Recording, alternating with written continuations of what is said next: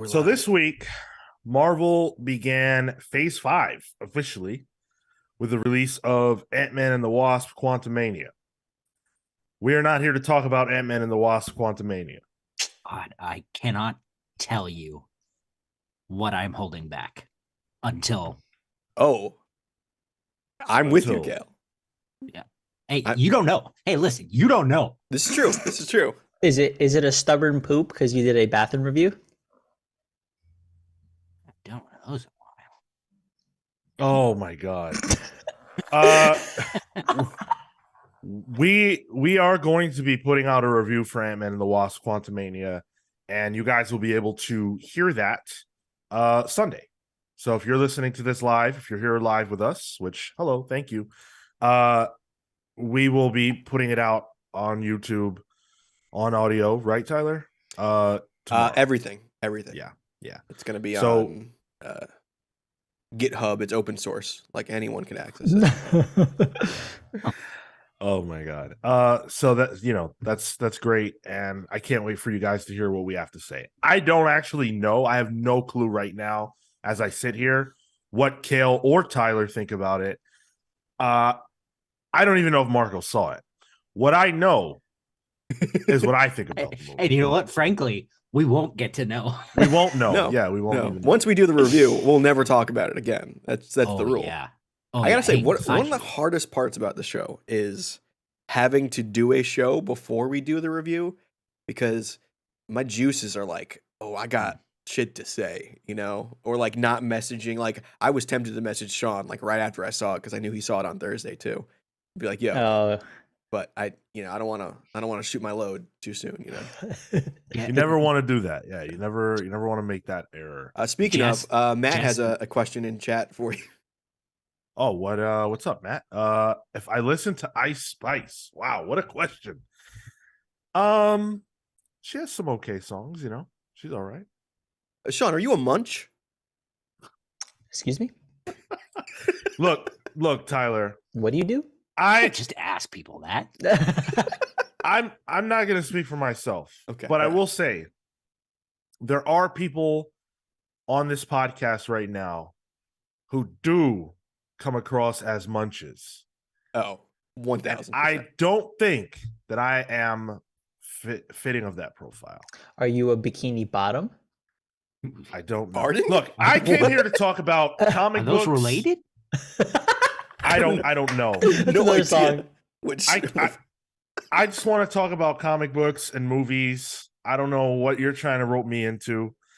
So Can we make that a piling around sometime? Like we have to record one of those soon. Like, yeah, I think Kale We needs. really do. Kale wants to record it just so he knows what we're talking about. yeah, I genuinely, this is not a bit. I don't know what we're talking Yeah. about. See, Matt says Sean is Princess Diana. See, like that makes sense. wait, what does the that f- mean? What the fuck?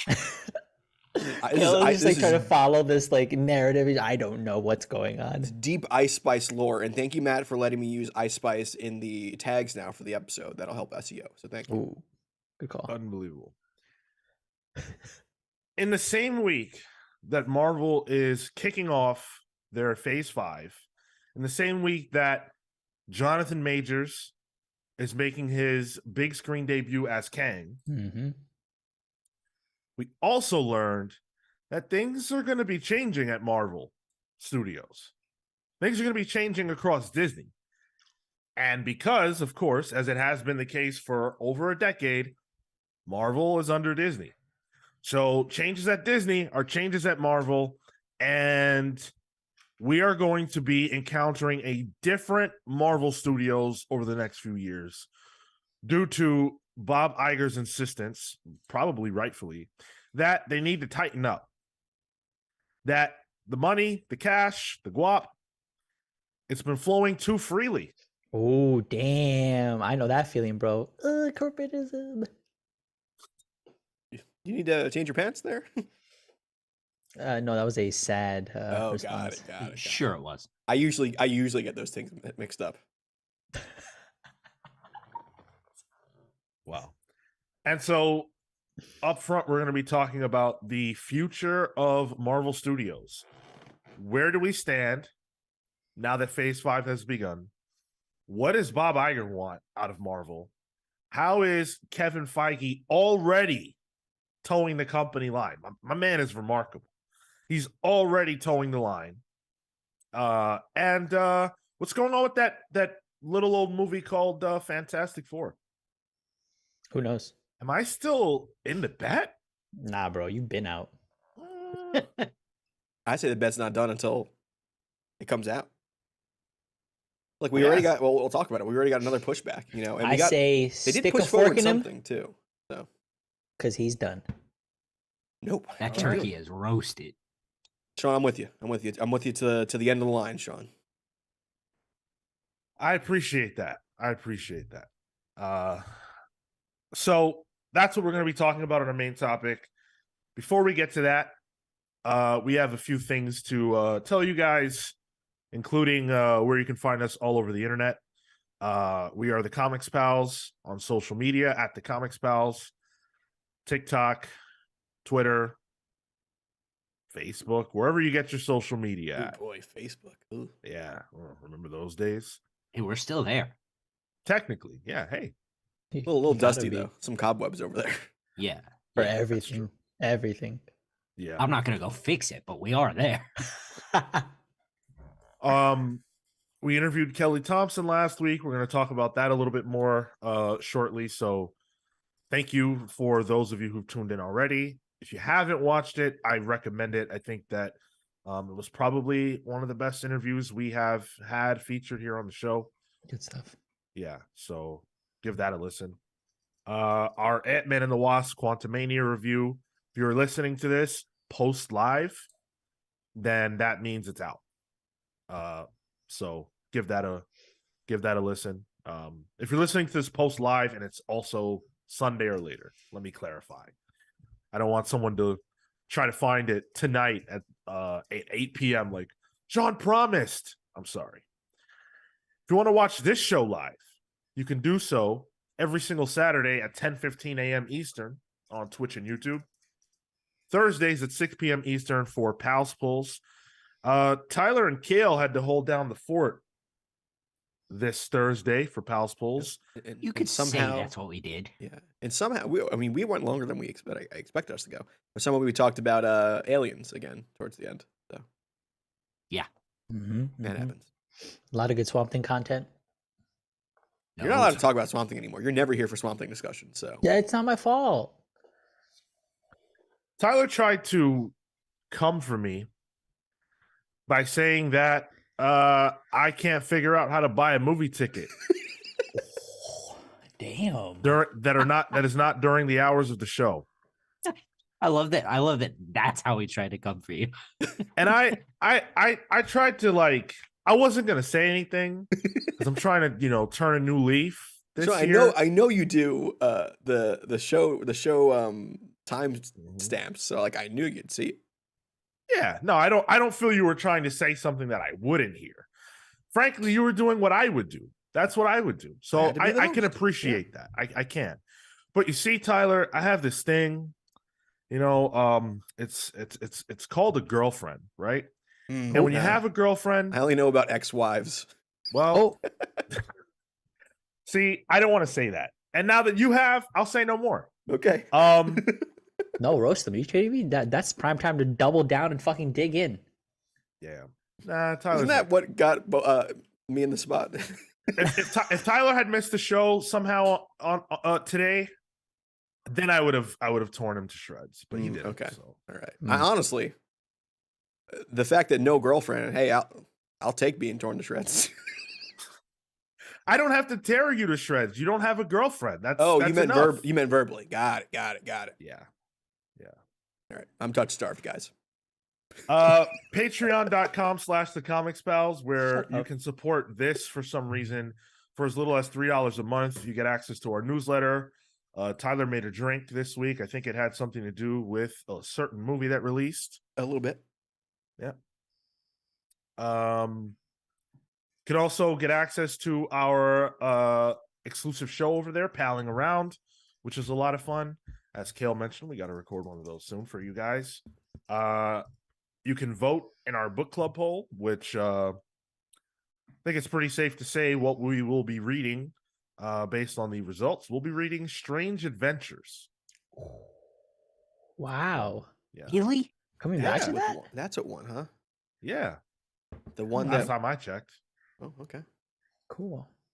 Y'all said you were going to come through with us for Shadowland, and you did not. Who said that?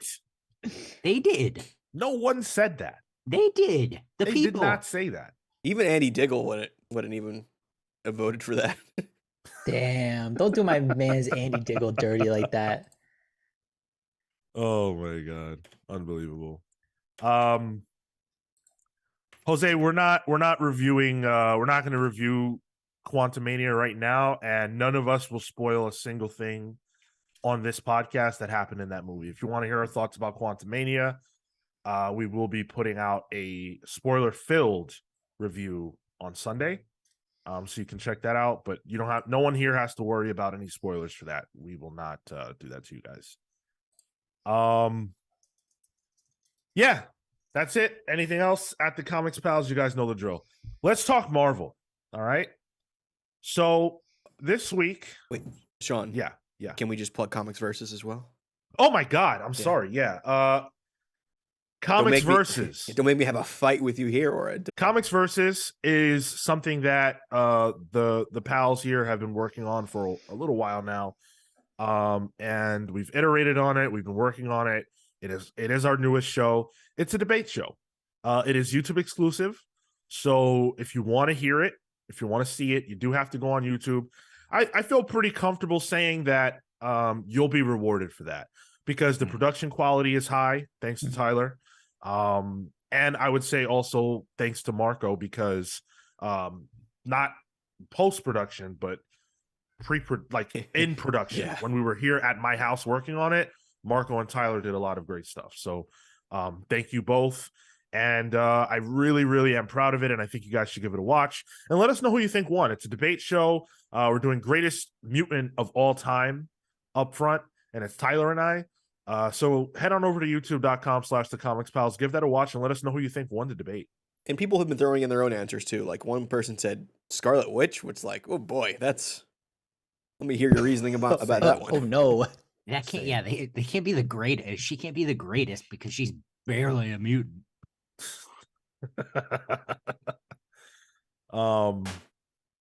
No, you cannot steal the vote, Matt. Yeah. We got a lot of comments about Comics Versus. We're not gonna go over them, but thank you to everybody who watched and commented and gave your thoughts as to who won or whatever. We appreciate that a lot. And keep it going. Keep it going. So this week, The Hollywood Reporter put out an article, February 16th. It's by Aaron Couch and Boris Kitt. And they talked about essentially a reining in that is happening at Disney. Disney's got a problem. That problem is debt. And Bob Iger was brought back after being in retirement. He was in his sunset. And they had to bring him back. He's in his sundowners. They had to bring him back to save Disney from the reign of Bob Chapek, which did not go the way they were hoping. That succession that Iger tried to pull off, it didn't work. It didn't work. So he had to come back. And they've got another succession plan in place, but this is what they need right now to steer the ship. He's doing a lot of things. Park stuff, animated stuff. There's a lot of plans in play for how to fix this problem. But when you look at the last few years of Disney, whether you're talking about film, whether you're talking about Disney Plus, it's pretty evident that there's a lot of content, but it's not all making a lot of money. They're doing a lot of stuff. And no one at Disney is doing more stuff than Marvel. And so this week, Bob Iger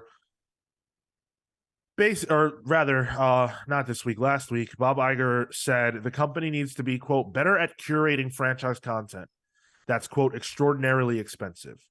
Quote, we want the quality on the screen, but we have to look at what they cost us. That is a far cry from what we heard. If you go back even as far as 2020, 2019, 2018, forget it. Everything was on the table. And you look at what phase 4 and 5 were going to look like, and all of a sudden, people who otherwise loved everything Marvel was doing were saying, wait, pump the brakes. This is a lot. And it was a lot. It's been a lot. No more. What's interesting is the return, because that return is usually is huge. And as much as that investment comes in for like the next set of films, it's interesting that I wonder how much of that debt is like accrued amongst all of the things, including the like all the Marvel related,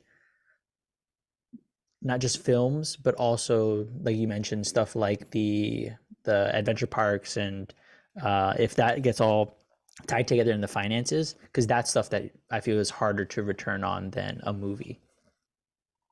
Right. And that's the excuse me, the Disney Plus aspect, the show aspect is where we are guaranteed to see cuts immediately. We're already seeing them. They just announced 2 shows got canceled yesterday. The Mighty Ducks renewal and that one with the guy from Full House, Big Shot. It was like it was John Stamos series there. They were I think greenlit for season 2, but they just got canceled. So rip. Well, which good. I think is like one of the first shows to be outright canceled at Disney Plus.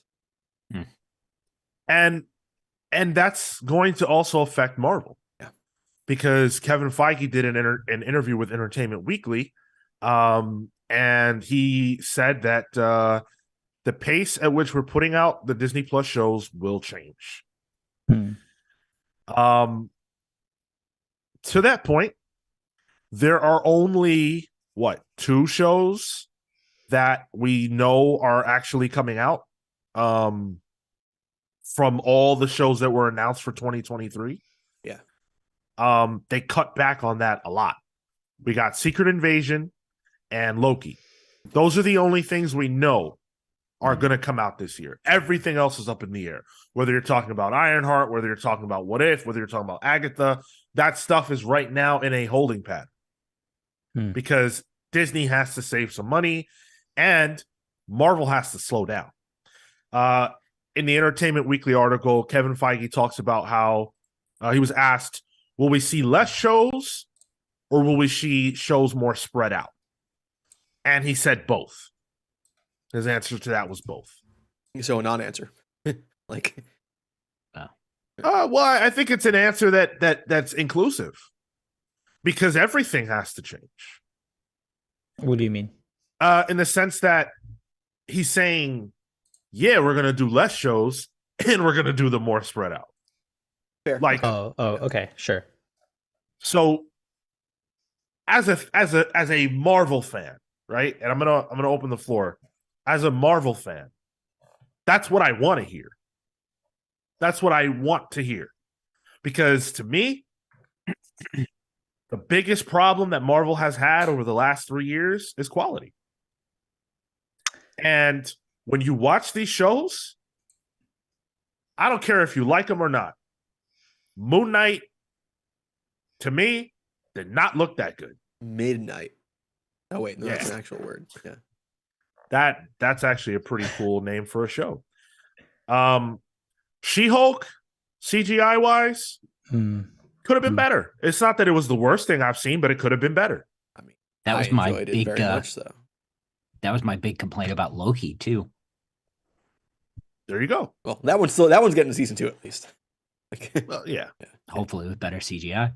Well, and I think one of the things that they've leaned really hard into is full CGI. Like even the suit for Moon Knight, right, was full CGI when they've sort of abandoned some of the practical effects, and that those can be cost savings. And I think sometimes in those scenarios, I feel like fans appreciate them a bit more because you've leaned onto like costume design, and that feels it can feel a bit nicer, and it feels I'm trying to think of when in Loki, the really goofy old one, like the older one had just the suit on, and you can tell it just looked not cheap, but it looked like it was low budget, and that plays into the character in that moment.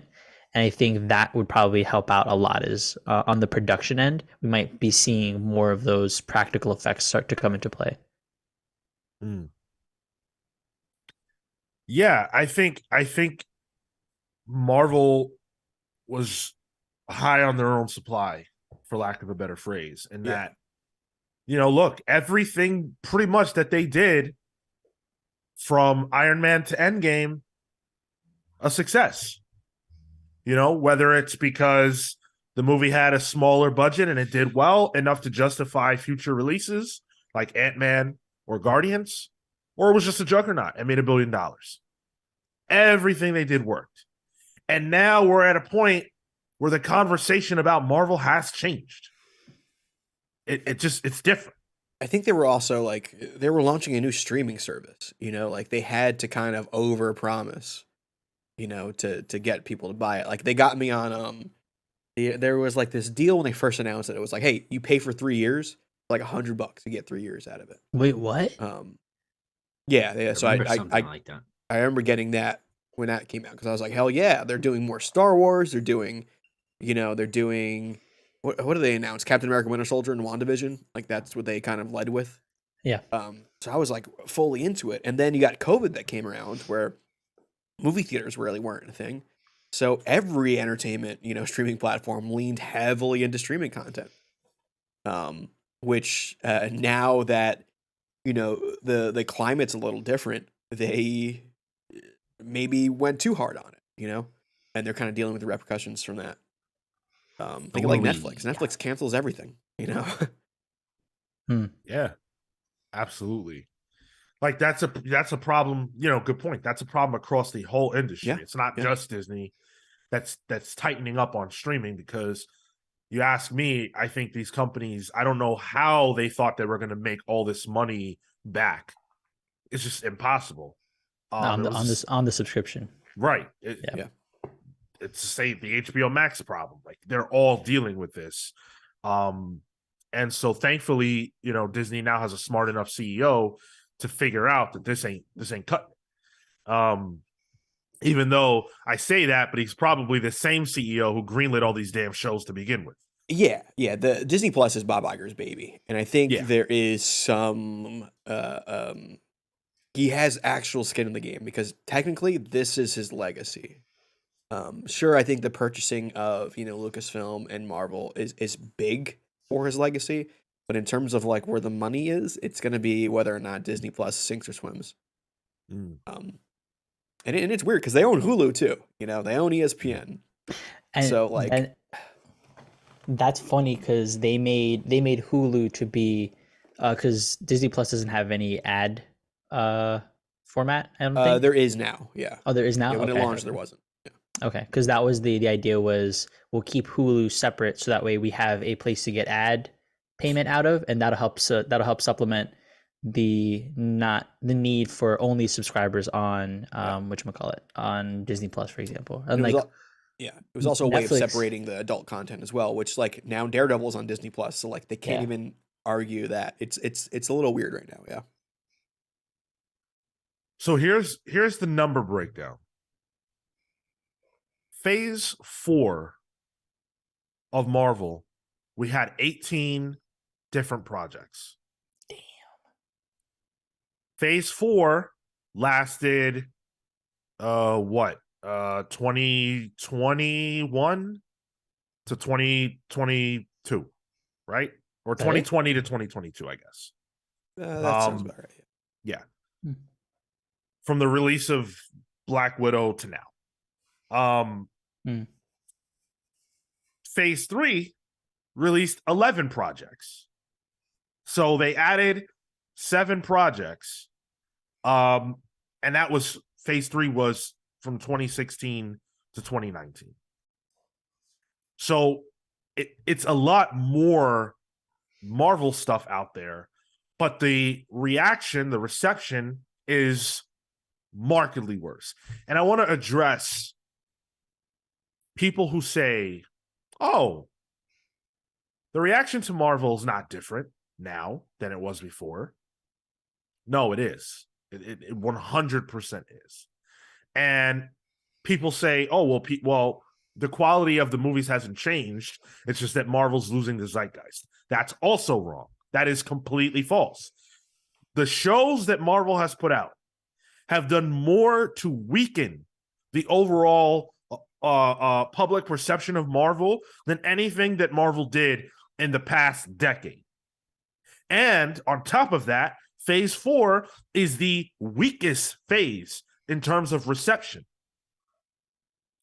Phase 2 had some movies that people maybe weren't as happy about, like Age of Ultron, but it also had some bangers, like some real standout fantastic movies. Isn't that the phase in which we got Winter Soldier? I think so. Yeah. I couldn't tell you what phases are. Guardians of the Galaxy, which people really love. Yep. There's several quote unquote classic Marvel movies in phase 2. How many classic Marvel movies are in phase 4? Shang-Chi. The Eternals. Ooh, pure Right. Kino, that one. Pure Kino. Yeah. And so, yes, there is a difference in the way that people perceive Marvel these days, and it's because of quality. Ant-Man and the Wasp: Quantumania, the second worst debut from a review aggregate Marvel movie ever. How do you? But then, how does that tie into the budget end, right? Because presumably, if we've been seeing a dip in quality, and they've been spending money on it, is the assumption not we're gonna pull your budgets back, make it better? Like that doesn't feel like that tracks then at that point. I'm sorry, can you repeat the end of that? That quality will improve because we're tightening budgets. Like at that point, it feels like we will continue to diminish in that. I don't feel that way. I think sometimes you got to do more with less, and sometimes you can get drunk off the idea that you have this much money. Eternals, if you're asking me, sucked, but it looked all right. I like the way it looked. Best CG for a speedster, I think, in a movie we've gotten. I saw someone uploaded the last fight scene from It's Eternals. Great. Yeah. With no talking or anything like that. That shit was phenomenal. I was like, oh my God, what movie's this? So good. But that was 3 hours later, Exactly. I mean, if the budget gets pulled back and it means that we get less towards the end of the movie giant CGI battles, I'm fine with that. I also think even if you keep the budget the way it is but spread it out, right, actually give these teams time to do it right, I think that'll change the game entirely. That's a phenomenal point. And on top of that, we already can see that seems to be what's happening.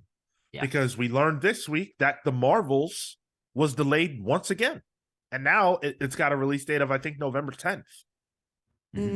From July. So they shoved that baby way back. Oh, I think there's a different reason for that, though. My gut is that Secret Invasion needs to get delayed, and that needs to be out for Marvels to make sense. Because we still don't have a date for that. And it was supposed to be spring, right? Wasn't it supposed to be spring? Like, we're getting towards spring right now, and we still don't know. So, Yeah, I feel like sometimes with the streaming shows, they give us the release date a little later than normal, True, like yeah. than they would with a movie. That's not outside the realm of possibility, but I think the Hollywood Reporter article equates the Marvel's delay with the slow return that Disney's been seeing across the board for their films. True. Yeah. And needing more time and wanting to space this out. So, I mean, for me, the movie that took its spot in July is Haunted Mansion, so I'm hyped for that. So, there you me. go. Danny Have DeVito, fun. let's go. Jose says they need to go more practical. Maybe I think that would be nice, but it's tough, right? Like you watch Ant-Man and the Wasp, right? No spoilers whatsoever, but we know they're in the quantum realm, right? What? Huh? How do you display that practically? Homie, go watch Star Trek, like OG Star Trek. That shit was crazy. Even Flash Gordon from Yeah. the 70s or whatever. Like, Honey, I They Shrunk figured the that shit Kids. out. Just put Ant-Man in a cereal bowl. it's not impossible. Like, All right. I mean, maybe not. But even so, I don't think that whether or not they do more practical stuff is what's gonna help. What's gonna help is there being more time between these things, putting more time into the CGI, letting these teams work a little bit longer on these projects, movies and more. television. Yeah. There was a point where we would get like 2 movies a year, right? It was like one that would come out in like the May area, and then we'd get another one in November. Like that was like a sweet spot, you kind of had something to look forward to every year. But there wasn't a deluge. There wasn't 3 movies and 3 series.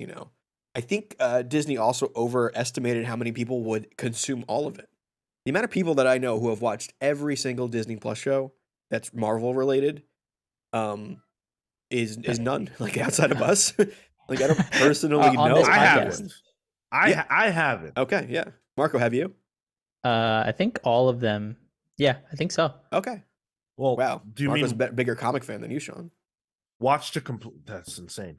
Do you mean watch to completion? Yeah. So like I've seen all of Loki, WandaVision, She-Hulk, Cap.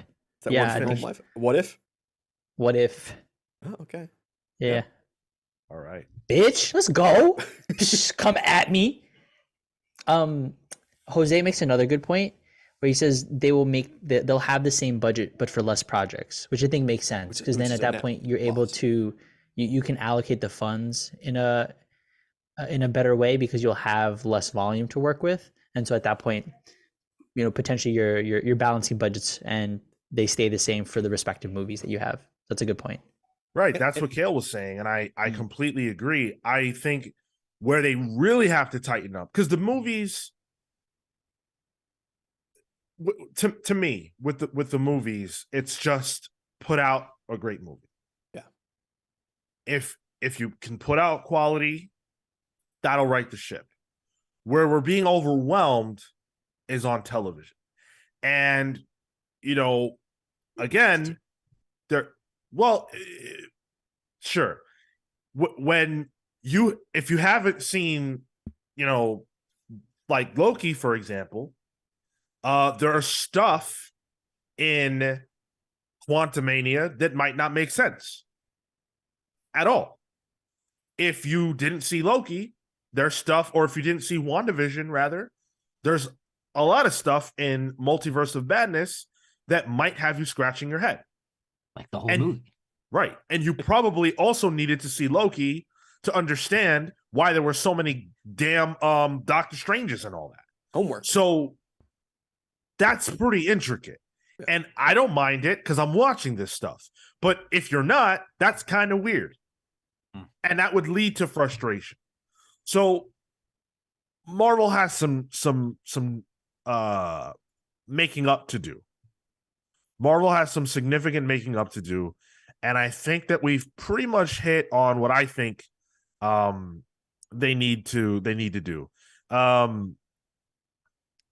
It's it is it is a lot of work. And one thing I think can help, and apparently Marvel is full speed ahead on this, is getting the Fantastic Four right. Because Marvel has two major bullets left in the gun that it hasn't fired off. Obviously, X-Men. And Night But Thrasher. Not Night Thrasher. The one that people don't talk about as much is Fantastic Four. Yes, there have been other Fantastic Four movies. Yeah, they were bad. But the Marvel Fantastic Four movie has the potential to really, really be something special. And according to reports, Marvel is gearing up to start casting. And they're specifically starting with Sue Storm, which is interesting. In the same Entertainment Weekly article that I cited earlier, Kevin Feige said that, quote, the only one in terms of me personally and my 23-year history is the Fantastic Four. We sort of talked about mutants and the whole aspect of to the Marvel world, but Fantastic Four is the foundation of everything that came after in the comics.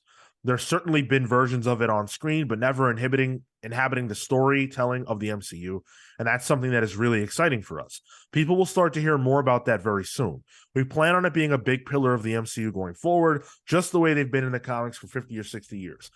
The MCU desperately needs pillars. Yeah, that's going to be tough. Desperately needs things that people feel are very, very important. And right now, nothing feels important. Yep. Fantastic Four will feel important. X-Men will feel important. That's what is needed right now. Should feel important, I think. Well, they should, but they will. They will. But Marvel has to deliver when they're at bat. If the Fantastic Four movie isn't much better than the first one, which is the best one, which isn't saying a lot, then what are we doing here? If you can't beat Sony at the game, then let's wrap the whole thing up. How do you guys feel about them leaning into Sue Storm really being the one that's the glue, I guess, for the casting? I tweeted that the casting director is actually Namor, but yeah. Well, that's why we got Namor. We got Namor introduced first. Sorry, Namor got introduced. Thank you. First. They got to do a couple of different rounds of chemistry testing for Sue. I hope they do that. I need that. See, that's what the MCU needs. The MCU needs like a good cuck angle. That's what we need. Yeah. Yeah, I mean, I'm cool with that. I think that's fine. I think Sue Storm is probably the point character in terms of emotion. Yeah. In the Fantastic Four, and all the relationships of the Fantastic Four sort of like revert back to her.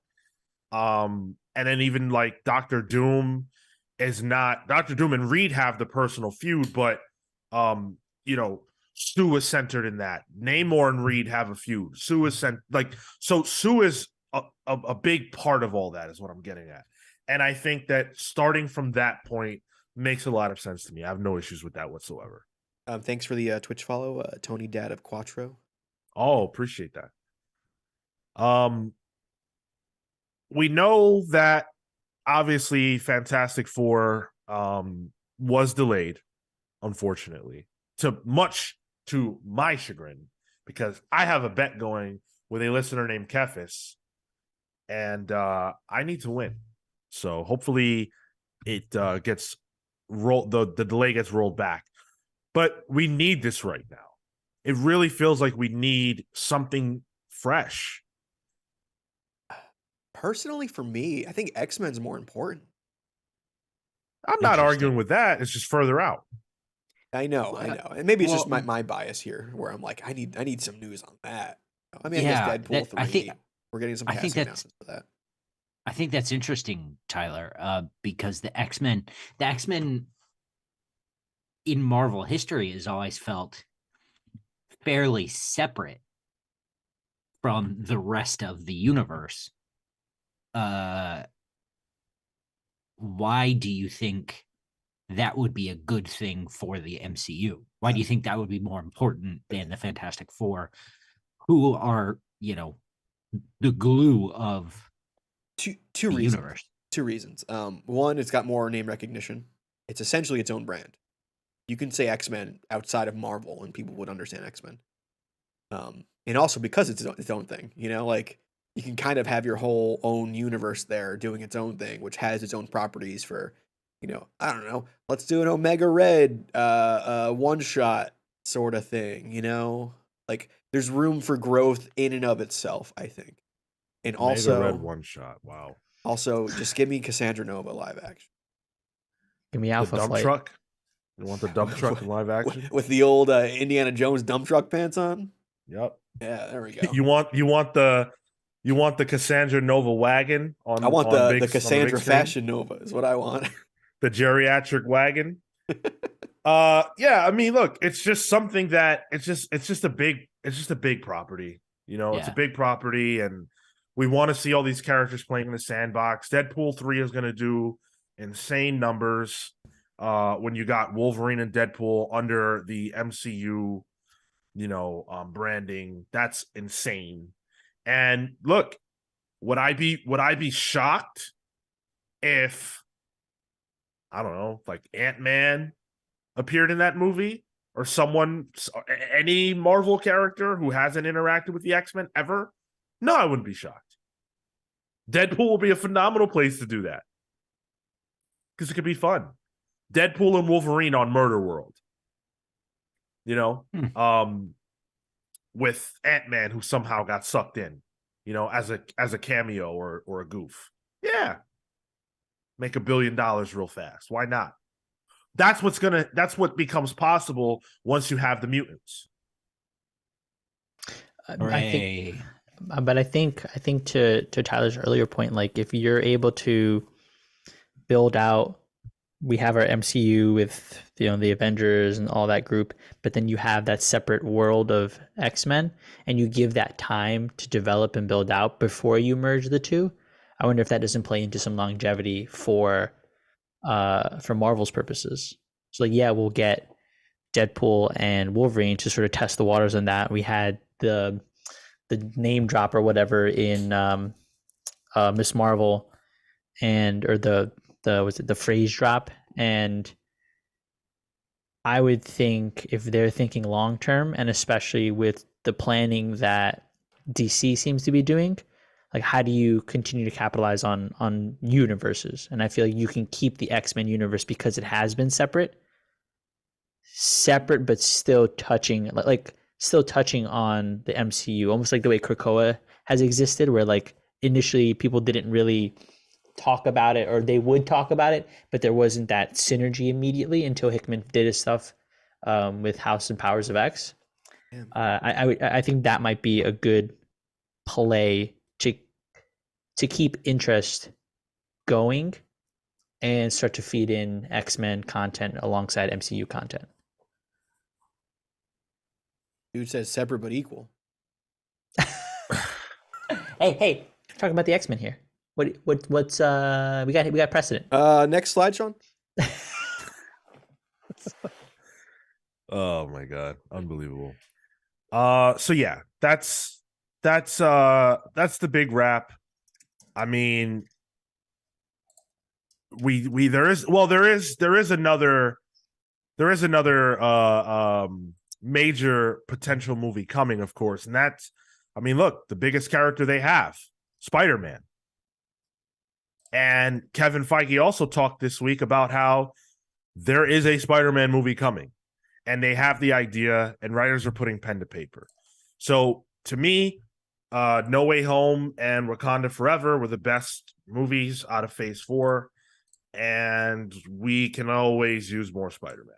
I mean, when you basically have a character who you can say, anytime we make a movie with them, we're doing $1 billion, that's a good look for you. Mm. So it's not like Marvel's lacking these star characters that they can do things with. They just need to leverage them better. Mm. Yeah, flex the IP better. Yeah. And you said they're working on a script currently for it, right? Mm-hmm. And just give me Spider-Man versus Kingpin. Like, give me what I want. There's your lower budget too. You know, Okay, make it Tista. street level. Yeah, I don't know. I feel like the new Kingpin is not it. Hawaiian ju- shirt Kingpin is not it. Hey, whoa! Don't go Wait, hate on he Hawaiian was on shirts. vacation. He was on vacation. Give He him a got chance. jobbed out. He was on vacation. He got In New York jobbed City out. in Christmas, that's where he went for vacation. Jeez. I can't.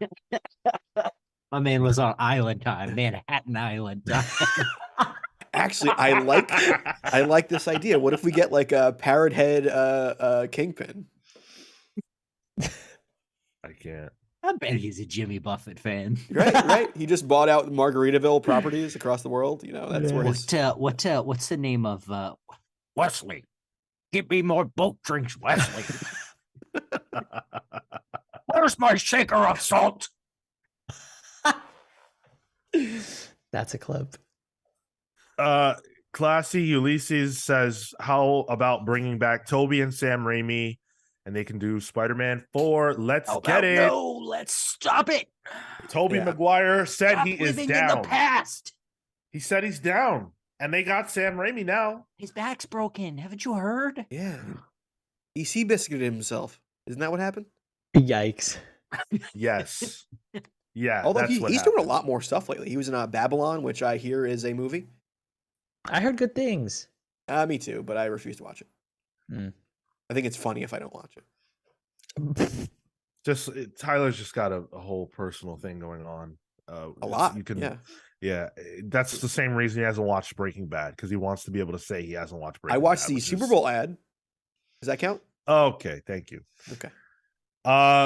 Chat. What Marvel project that we know is imminent are you most excited for? What is it? And also, if you're down on Marvel right now, what is it that you need to see them do to right the ship in your mind? And while chat answers, why don't we all go around and give that a once over? Man, I Don't- just want to cut. I was thinking about this on the way to Ant-Man. I don't feel like it's a successful film if I don't walk out of the theater feeling like a superhero. Hmm. Kale, can I do an impression of you on your way to go see Ant-Man? This is my impression of Kale on his way to go see any Marvel movie.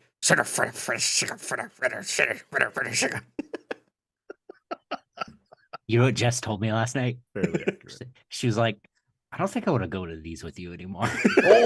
Oh, Not even like this. She doesn't want to watch them. Like she does, just not with you. Yeah. She actually kind of likes him. But she was like, it's not fun for me. Aw.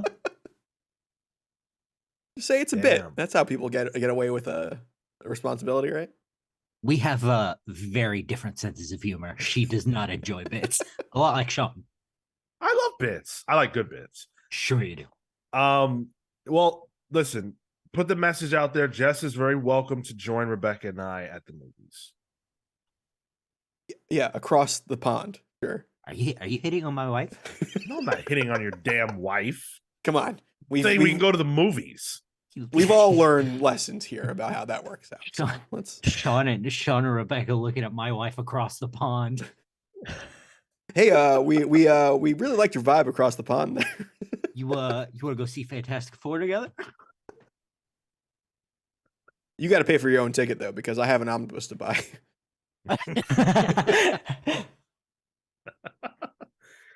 No, I'm gonna get killed to buy it. Sorry? My man, you're already giving me the Marvel digital codes for Powerful. I don't know what money you think I have.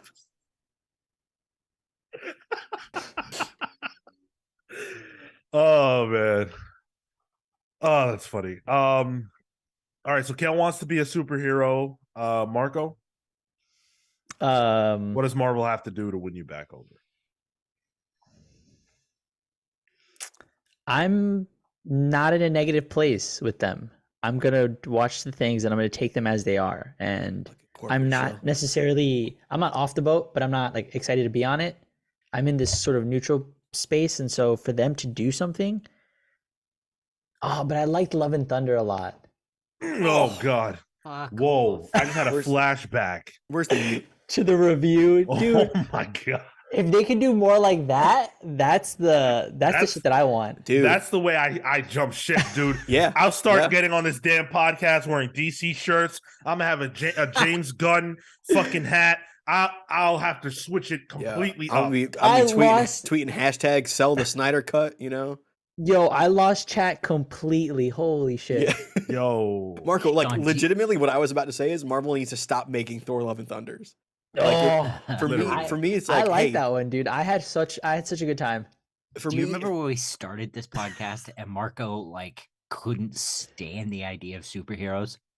yes, Oh, he didn't want to do a podcast about Big Two comics. yeah, yeah. And listen, I didn't either, but that's because I was Also already true. burned out of superheroes. Like, Kel was Yo. burned out of superheroes in 2017 or whatever when we started this shit. Yeah. So before yeah, that, yeah. and that's the POV he plays with. So You know what? Sylv's on my side. Let's go, Sylv. It's a fun, dumb movie. Mm. Matt, me- there's second part of that is Yeah, okay. crucial that you Yeah. skipped. Yeah. Well, I she's went not I wrong. went into Quantumania being like, man, if this is fucking Love and Thunder, for me though, it's Marvel needs to understand tone, and not everything needs to be the tonally. I think they've been all over the place lately. I think that's an issue. Atomic Hound said Marco was getting paid by Natalie Portman. I'm getting stepped on by Natalie Why Portman. would Natalie Portman be paying Marco? Yeah, I mean, spoiler, she dead. Wow. Not Character, really. not Yeah, no, yeah, no. not Natalie. Not, Portman. let's clarify. R.I.P. Matt Damon sort of situation, but Unreal. Tyler, you said your answer is what? No more fix Love and tone, Thunder. understand tone, have different types of tone, like play with genre, like Werewolf by Night, good representation of what I like. Thor: Love and Thunder, the exact opposite of what I want. It's you can't have your cake and eat it too. Like learn how to make a different movie. I go ahead. I was going to say Dan Trudeau says more focus on individual stories and less on the macro that they're building toward. Fair, yeah. Mhm. How? They're not even what macro? What's the macro? It's Kang. It's just this nebulous Kang, you know. No, I don't know. Well, watch our Ant-Man review for that one. Yeah, I guess I'll tune in. yeah. The part of the problem is that they're not building towards a macro. What did Eternals have to do with the macro? We still don't know what's happening with the celestial that's in the water in the middle of the ocean within the world. They haven't even addressed that. It's just an island. What's the macro? So, this is the first time we're seeing Kang in a movie. They need more macro. My answer. Secret War. Sorry. It's just Secret Wars. Like we just know. You kind of have to be like inside baseball to understand what the macro is, really. Like the actual text isn't really telling you, but like we sort of know. And that's a major problem. Yeah. Thanos had a specific. I'm not saying this counter to Kang. I'm not talking about Kang. I'm only talking about Thanos right now. Thanos had a specific agenda for what he was trying to do. Even before they clearly defined his goal, his overarching goal of eliminating half the population, we knew he wanted the gems. He had an agenda. They were the MacGuffin. Exactly. And there is no equivalent of that right now in the MCU, and you can feel it. You can feel it. You watch these movies and I kind of like don't even expect anymore for them to build on anything because they've sort of conditioned us not to expect that with what they did in Phase 4. My answer to this question is, quite frankly, I'm really tired of probably the exact opposite of what Tyler's saying. I'm tired of them bringing on, directors or whatever who want to do something so different that it feels like it's alienated from the rest of the MCU, which should feel cohesive. It's not that the tone has to be the same. It's just that we're all in the same sandbox and it should feel like that. And it doesn't anymore. And I feel like that's breaking my immersion. You want a more homogenized product. Yeah, I do.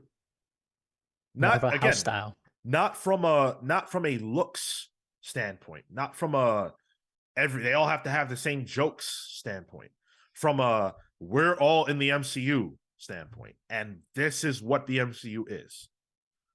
Like, so you don't want like how Multiverse of Madness was a horror movie, and no, I'm fine with it being a horror movie. I'm not fine with it being a Sam Raimi movie.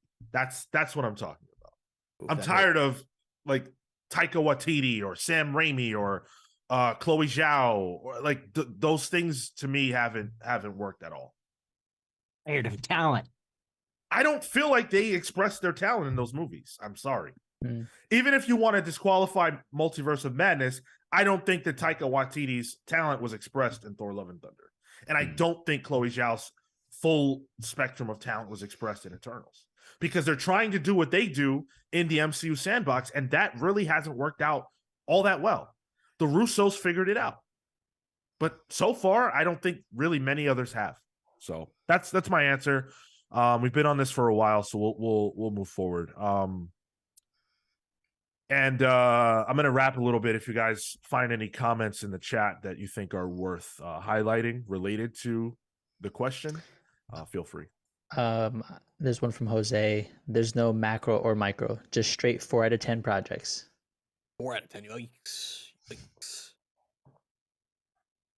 I do have one other thing I would say is more street level stuff.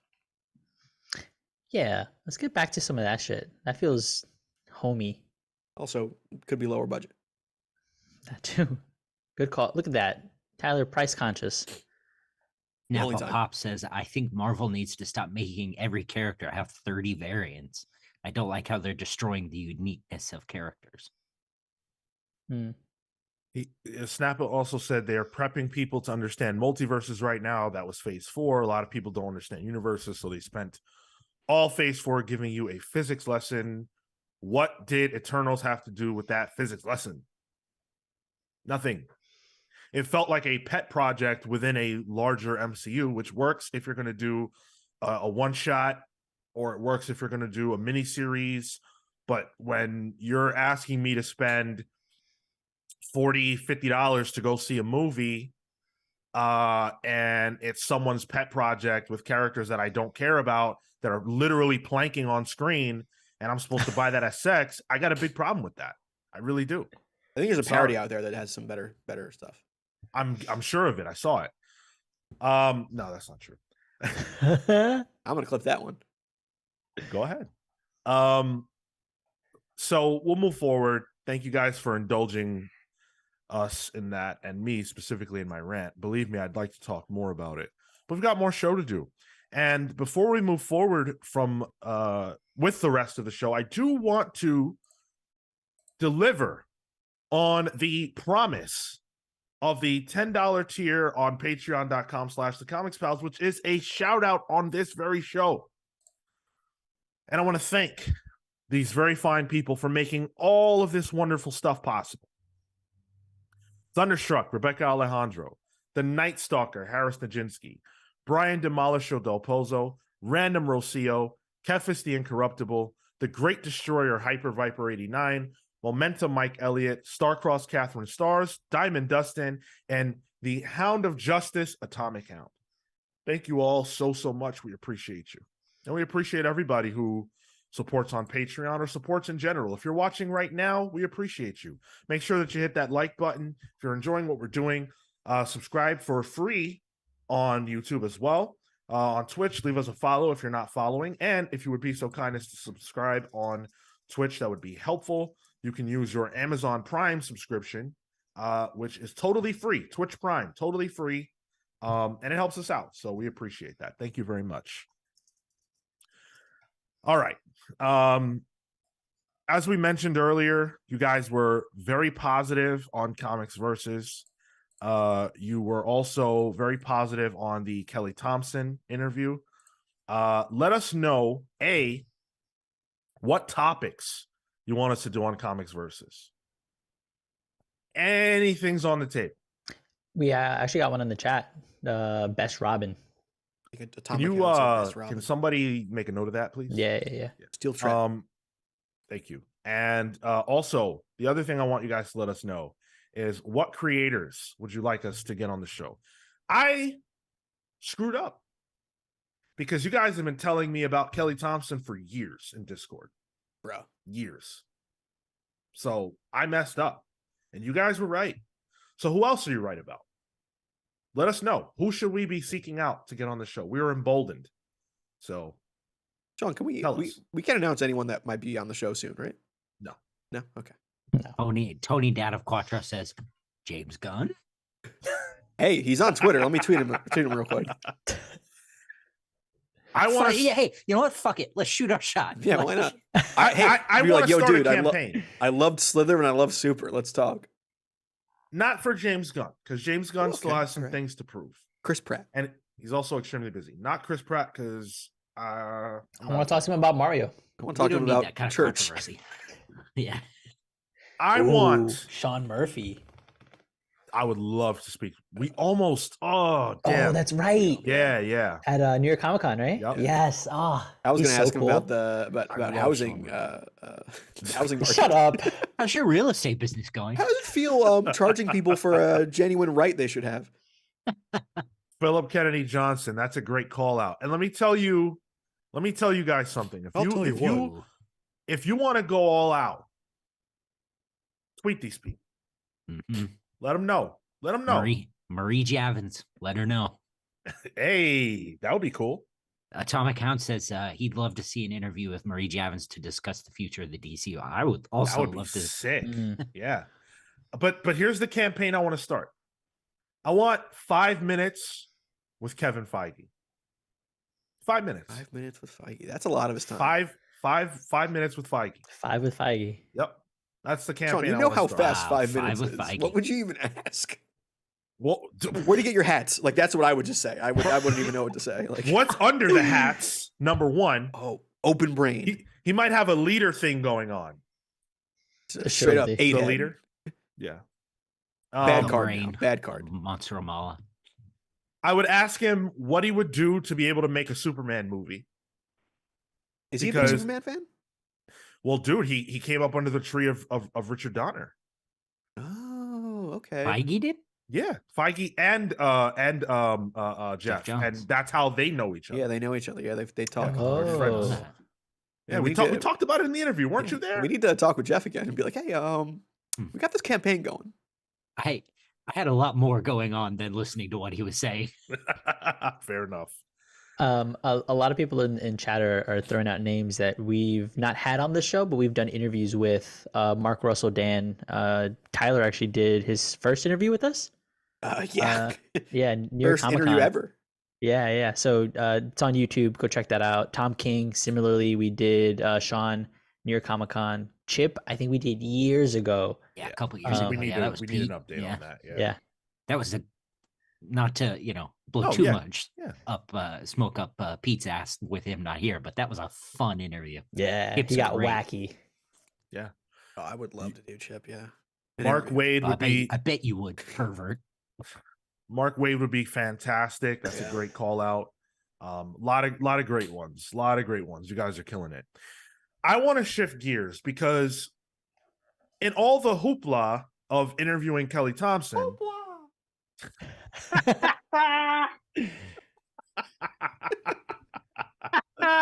What a reference. Damn, I was trying to get mad about this next topic, but then you disarmed me. Sounds like a lot of because last week Ho Che Anderson, who, for those of you who aren't sure who that is, Hoche Anderson is a comics writer who was going to be releasing a book, a miniseries at Marvel called Luke Cage City of Fire. And this book would have been Luke Cage as the mayor or the mayor to be, dealing with, New York problems. That's all we really knew at the time.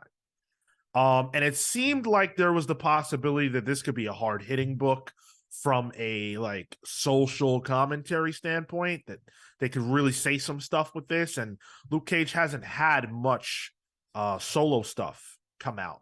And so this seemed like a huge boon. And this was when the Dark Reign was going, not Dark Reign,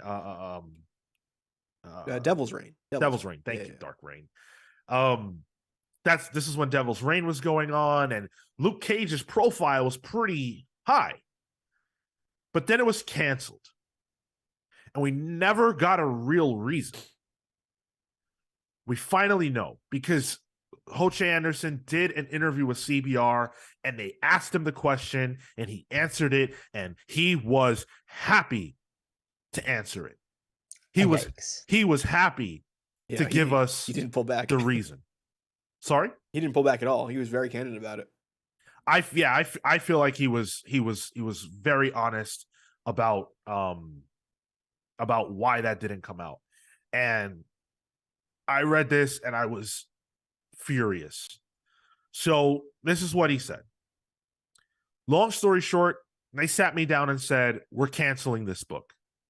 We're afraid that the subject matter is going to be damaging for you. We don't want you to be attacked by right-wing nuts." I was like, "Fellas, I can handle myself. Let them come at me. I have no fear about that. You don't have to do this." He says he doesn't even necessarily believe that that's the reason. Quote, "I don't know that that's precisely what was going down. I think there were probably some other issues with their higher ups who just said, no, this is going to affect our bottom line. We don't want the story out there. That's my suspicion. Nobody's ever come out and said that to me. Also, this was right around the time of Kyle Rittenhouse trial and the decision that had come down. And they were really worried about that there was going to be some blowback with the Kyle Rittenhouse lovers of the world or whatever. So they chose to take the cautious route." Here's what he's really saying. What Hoche Anderson is saying, and what he's highlighting, is the quiet part of comics, which is that a lot of the people that read comics are, and by the way, I want to say this because this is real shit. Some of these people who you would think fall under this umbrella are in this chat. They're a part of this community, and they are not who I'm talking about when I say this.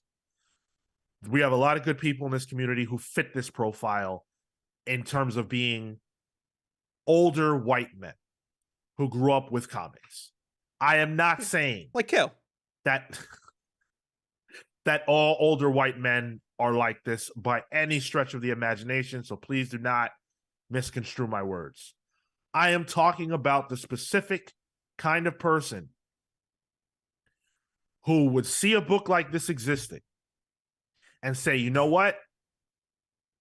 Fuck Marvel. You know, you want to do a book about a black dude, because I think the book was it was going to be about a cop who was involved in the murder of a minority, but it wasn't really his fault, kind of thing. It was going to be complex. And they were worried about losing that audience of people who represent a lot of the people that read comics and a lot of the buying power, a lot of the spending power in comics. And Marvel does not want to cross them. They don't.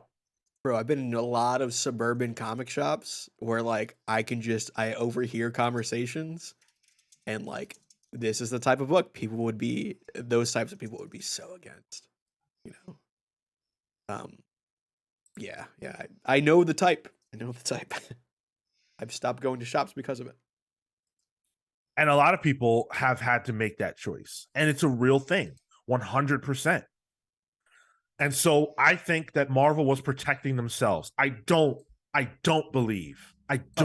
believe that they made that decision exclusively to protect Anderson. Is that an aspect of it? Yeah, it might be, but I don't think that would prevent them from putting a book out. When has either big two gone hard to protect their creators from the Horde?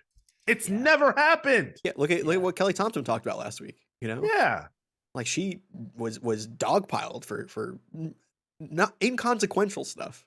of course. Marvel, especially, doesn't want to court controversy anymore.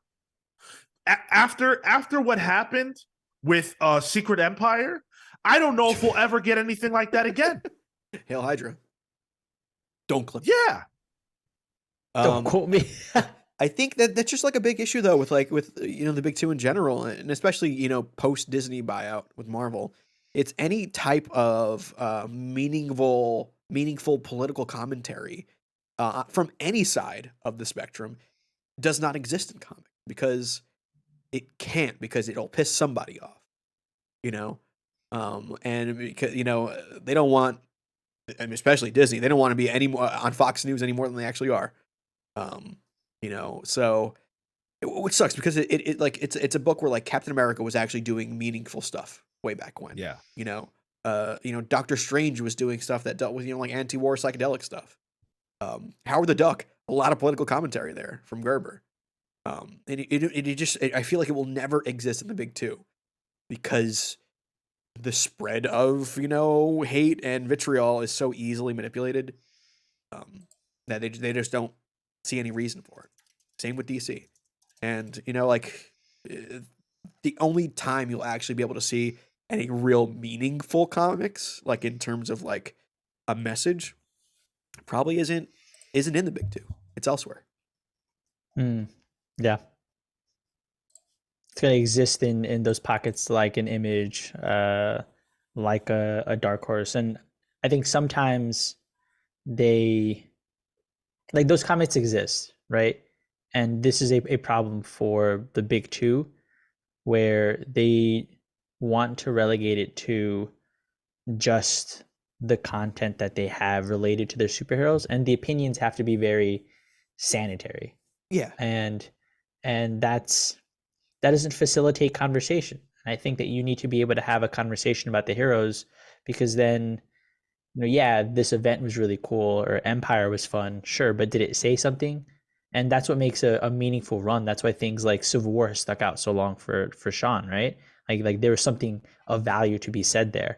And trying to just, I know that that's your favorite, so it stuck out. But like for me with, maybe not an event, but Swamp Thing, he has his own philosophy on stuff, and there's conversation to be had, and people don't agree. And Howard the Duck for Tyler, I imagine, is satirical, but satire is exactly some sort of commentary, right? Yep. And they were satirizing comics, the injustices in the comics industry itself. So I think it's important. Those are real things that need to be talked about, and the fear is the backlash, as opposed to thinking positively about the conversation to be had. When's the last time Captain America did something of meaningful note? He's been fighting Russia for the past 20, 30, actually no, since the fucking Cold War, really, because it's an acceptable, enemy to have. Same with Batman. The last time he did anything meaningful was when he died. Well, I think Secret Empire was the last real attempt, sure, or the last real allowance on Marvel's part for these characters to stand for something that is visible in our real world, an attempt was made to reflect something negative that exists in our real world. Like, the villain of that was not Kang. It wasn't, it wasn't Thanos. It wasn't the gems. It wasn't Galactus. It was the guy who is the paragon of like the absolute best virtues of the world is now evil, and he reflects the worst parts of the world. And that made people so angry that Marvel was like, yeah, not again. Sean, you have a specific question here for you in the Twitch chat from Matt. Oh, okay. I have a question, and I mean this seriously. With Punisher, they rebranded him to be even crazier, violent white guy. Luke Cage was completely tabled. Is this an anti-black move or a political move? Again, I don't know. I want to know what you think. It's an interesting question. I don't think when you say anti-black or political, are you referring to the Luke Cage aspect or the Punisher aspect? I think he's saying that Punisher was given an ongoing series where they rebranded him, and Luke Cage was hidden. Ah, okay. Like removed. I don't feel like it's anti-black. I think it's pro-money. And I think that those are two different things. I think with Punisher, the crowd that likes the Punisher, I like the Punisher, don't get me wrong. And a lot of people like the Punisher who are not nuts, obviously. But I think the Punisher's a character where, hey, if you take him all the way, if you make him as nuts as possible, there are a lot of people who are going to really love that.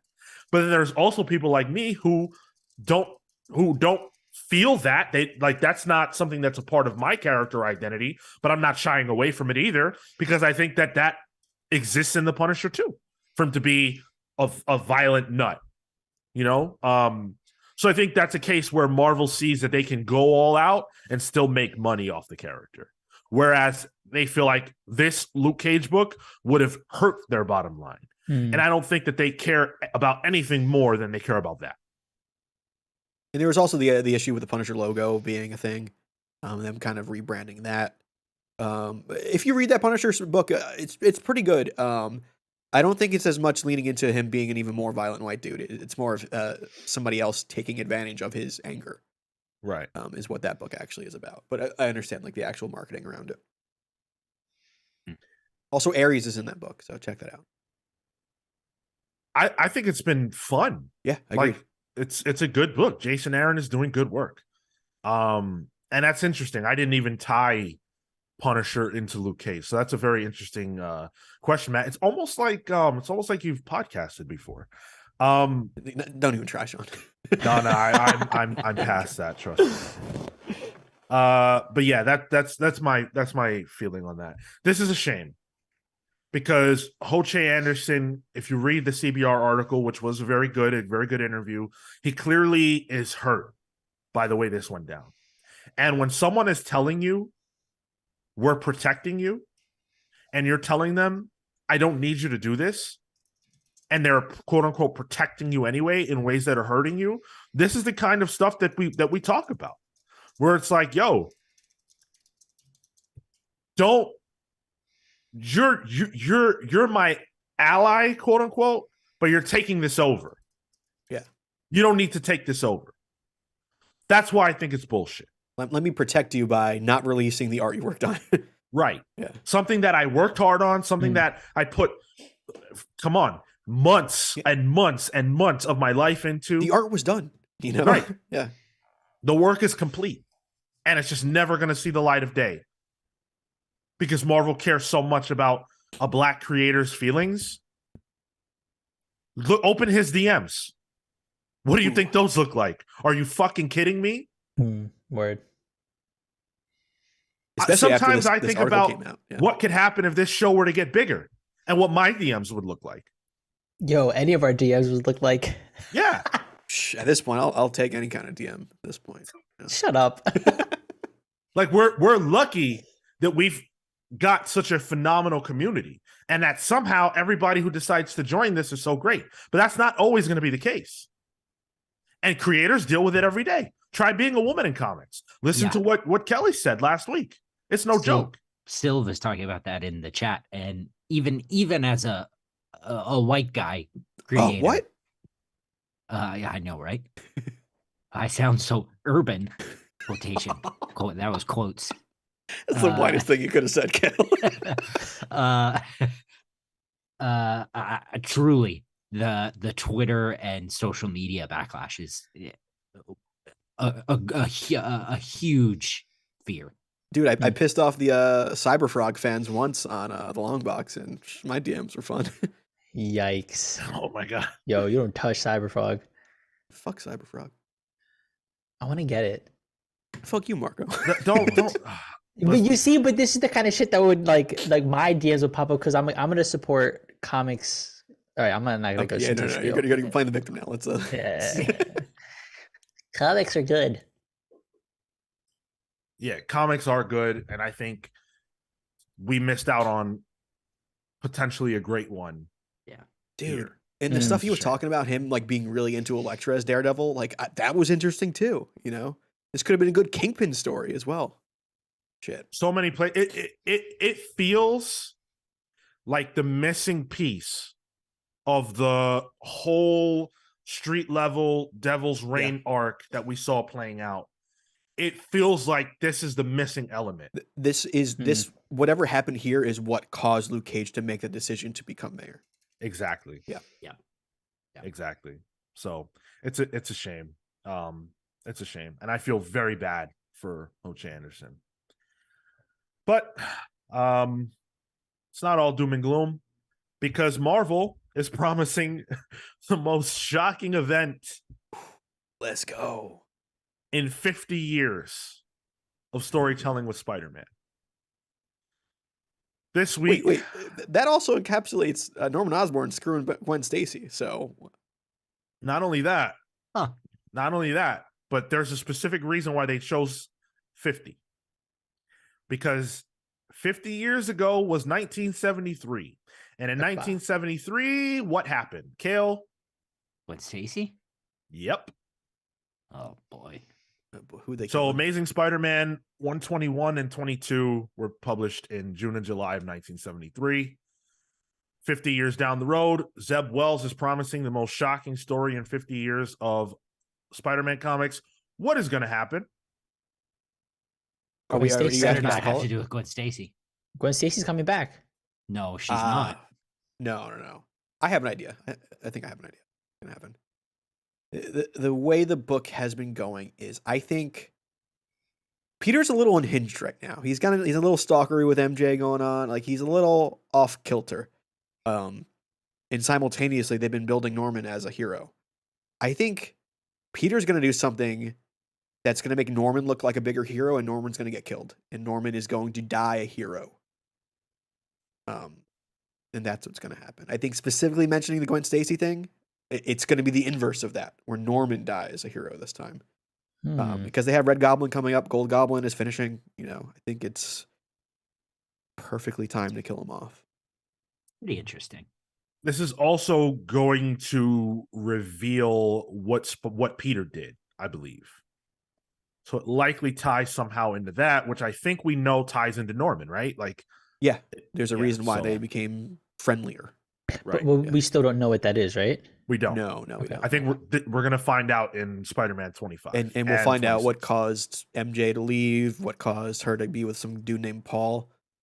Hi, I'm Paul, but you know, like why she has stepkids now. So Right. Oh, you're Peter? I'm Paul. I think the Oh, yeah. Oh, God, shit. that's a very biblical thing. Who's the Judas here? Oh. I think Matt in the Discord James. mentioned like killing off Jonah. I think that's Yeah. That's a great idea. it smells like somebody's dying though.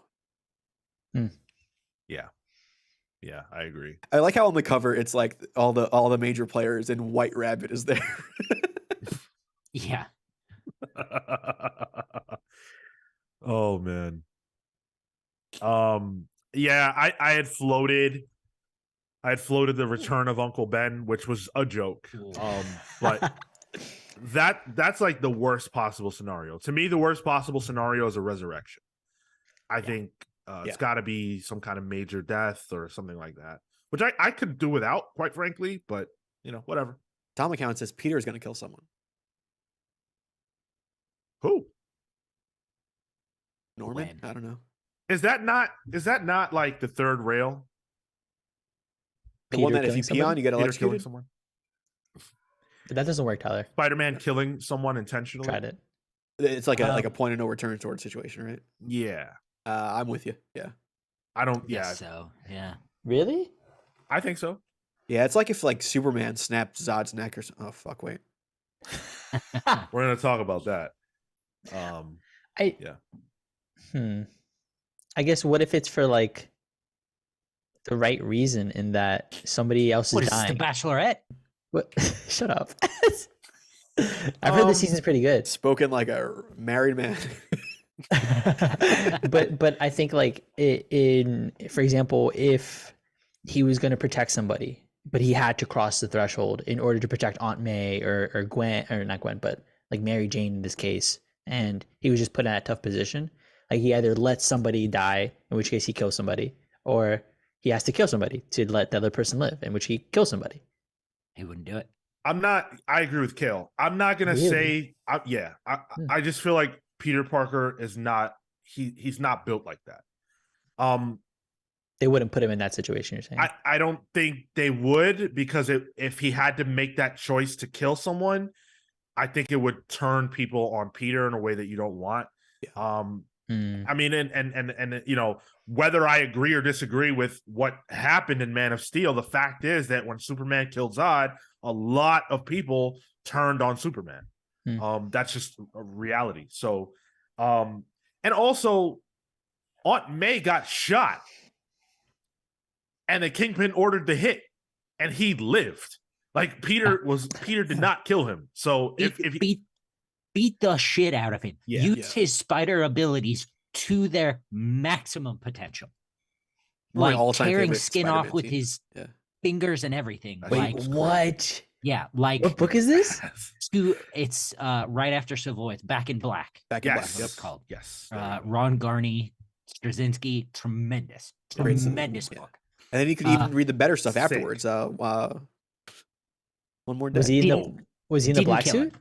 Yeah, he Yeah. was in the black Yeah. suit. Oh, dude. Dude, Ron Garney is Kill. fantastic. Yeah. Yeah. Yeah. Phenomenal.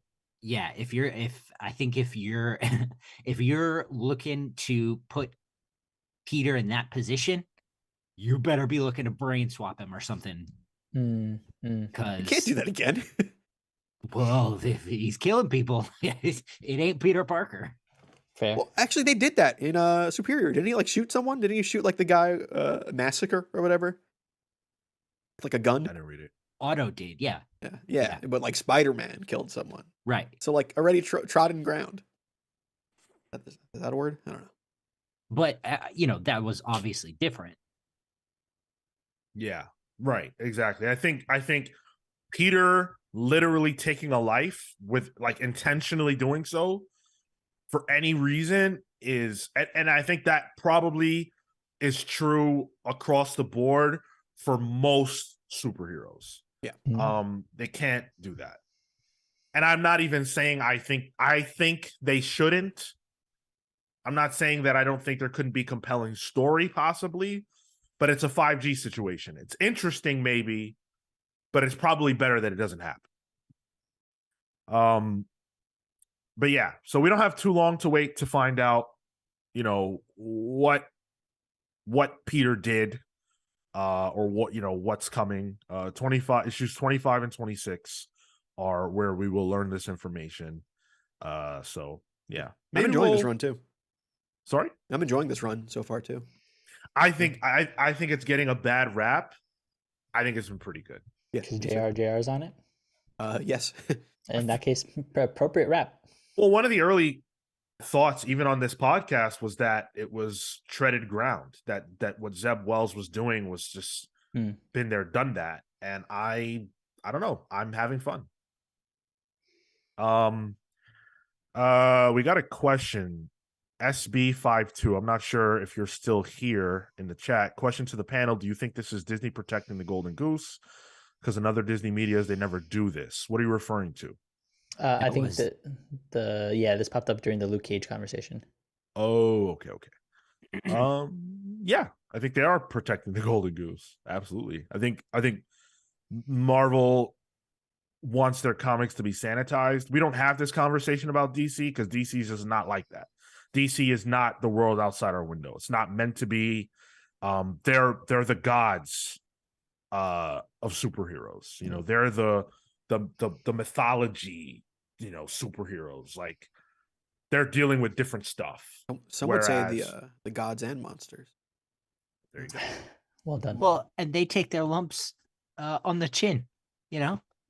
Tom Taylor makes Oh. Superman gay, and Right. you know they go on Fox News. They take their take that hit to the chin, and Sean Hannity farts on Fox News, and that's it. It'd be more watchable if he was farting. And that's not and see, and that's like not a story thing, right? That's a character thing. Like, yeah, we're this character is going to be bi or gay, and people freak out. Imagine Yeah. if there was a story in which John Kent's sexuality was central to it, and they were trying to say something. You know, like would DC have the balls to do that? Maybe we'll find out. I don't know. Maybe. Yeah. No, he's too busy going to the Injustice universe. Yeah, right. Yeah. I couldn't even include that this week. That's But hopefully they my can head talk. would explode Yeah. if we had Hopefully to they can talk that. about Poison Ivy's sexuality though a little more. They very well might be. On the show they have been apparently. And that would have been a fantastic transition, Tyler, if They we got weren't me. about to talk about Bill Watterson. God, fuck, I got my big yes. stuff. Damn. You know what? Yeah. Kale, Let's all talk about you. that. Have fun, Kale. So similarly, I don't know a thing about this, but No way. I don't. You've I never don't. read Calvin and Hobbes? Not a single time. Oh, dude, neither. that's next book club then. All But right. you guys wanted it, so we're doing it. Bill Watterson is back. He's the creator of Calvin and Hobbes, and he is back to comics for a story called The Mysteries, 28 years down the road. So it's going to be a 72-page story with John Cashed, and it's, quote, a fable for grown-ups. It'll be coming out in late 2023 by Andrews McMeel Publishing. And for those of you who are into Calvin and Hobbes, this is probably really exciting. Kale, talk to us. Yeah, this is incredible. So Calvin and Hobbes, I guess for Sean and any other two people that might not know about Calvin and Hobbes, Calvin and Hobbes is the world of a child sort of romanticized by an adult.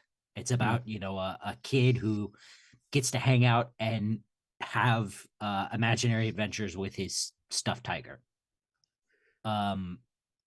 It's all in newspaper strips. He writes it, he draws it. It's a lot of like humor stuff, but then also that's interspersed with really, really, really thoughtful commentary on like the state of the world. There's a and this was 80s and 90s, so it was a very different world, obviously. But the one that comes to mind right now is there's a book, I think it's called Attack of the Killer Snowman. And it's this long epic of newspaper strips where Calvin and Hobbes build snowmen that are like that become alive and start like fighting, and they become like an army, and Calvin has to figure out how to stop them. In the same book, their house gets broken into. Oh, dude. And it's like it like talks about like his parents' reaction and like how like the house doesn't feel safe anymore, and Alvin's messed up about it, and you take the time after like Alvin goes to bed and you sit with his parents instead, and you see how like they're messed up about it, but they have each other, and that's how they're gonna get through. Calvin and Hobbes is like, for so many people, it is formative. Wow. Kale, that exact thing was the exact thing that I was going to bring up. That messed me up. Yeah.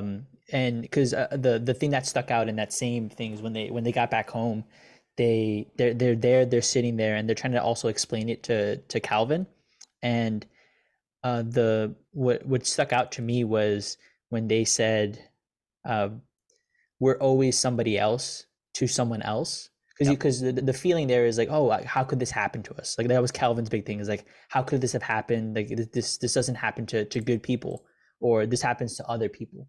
And the parents had to sit there and tell them like, well, to other people, we are other people, so this does happen to other people, and you have to take into consideration other people's perspectives. Things aren't always as secure as they might be, and it just was a very I thought easy way to be able to communicate to a child what that feeling might be, that feeling of fear, and how to sort of conquer it as well, because they do like resolve it later, and that has stuck for me years. I still remember that exact phrase. We're always somebody else to somebody else. We're always other people to other people. So Sean, for me, I did not read Calvin Hobbes either. It's a blind spot for me as well. I remember I went to a Catholic school growing up. You would love Calvin Yeah. Hobbes. Oh, I bet. But I went to a Catholic school growing up. We had like a small library there, and I remember they had Calvin and Hobbes, Captain Underpants, and Mouse. Take a guess as to which one I picked up and read. Mouse. You're Yeah. right, Sean. Actually, I read Mouse because Yep. I already read all Captain Underpants. Yeah. So I just never got to Calvin and Hobbes. But it is Um, one of those, like it was in wasn't there a strip in Junkyard Joe of Calvin and Yep. Hobbes? Yep. Yeah. Yep. Or See- referenced. I think it did. I think it was in it. Yeah. Yeah, and but the mystery seems very different because it's a different artist, right? So that's what I was going to say. So this being a fable for grown-ups means Bill Watterson is talking to us. Right. Mm. Like he spoke to us. This is a bit like Steve coming back on Blue's Clues. And I don't know about you guys, but I was just old enough to be sort of phasing out of Blue's Clues as he sort of left. But he recently came back, and he's like a grown-up, and he's a detective, I think. So he comes back and he takes a minute on this reunion special, and he says, "Hey, I just kind of left, and I'm sorry. You're doing great. Look at you." And it is heart-wrenching. Kale just breaks down. I watched that video and I need to feel good. I'm not even kidding. But so the one day, very similar to Steve from Blue's Clues, Bill Watterson left Calvin and Hobbes. He quit publishing the strip, and nobody heard from him. He's a recluse. Like he Yeah. doesn't like to talk to people. There's a movie Finding Watterson on Hulu, I Something believe. like that. Yeah. That is a whole documentary, like a fan produced documentary, that just to go out and learn about who this person is, who he to try to talk to him. I don't even think they get a chance to have an interview with him because he just refuses. So he has to talk to everyone around him, his circle of just friends and people and collaborators, in order to understand that. It's absolutely incredible. Was this ever serialized in like a newspaper? All over the country, nationally. I was more of a Calvin and Kathy Hobbes, guy yeah. myself.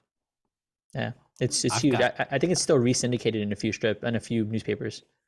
Interesting, There are books. I've got one of the dude. I'm looking One of the online. classic The complete collections the on my, complete paperback set is like what 40% off right now online. they're always on sale. They go like hotcakes. But I get the impression that this will be the kind of thing, unlike Steve from Blue's Clues, that this will be a fable of looking at the world as it is and being a grown-up in this awful, awful world.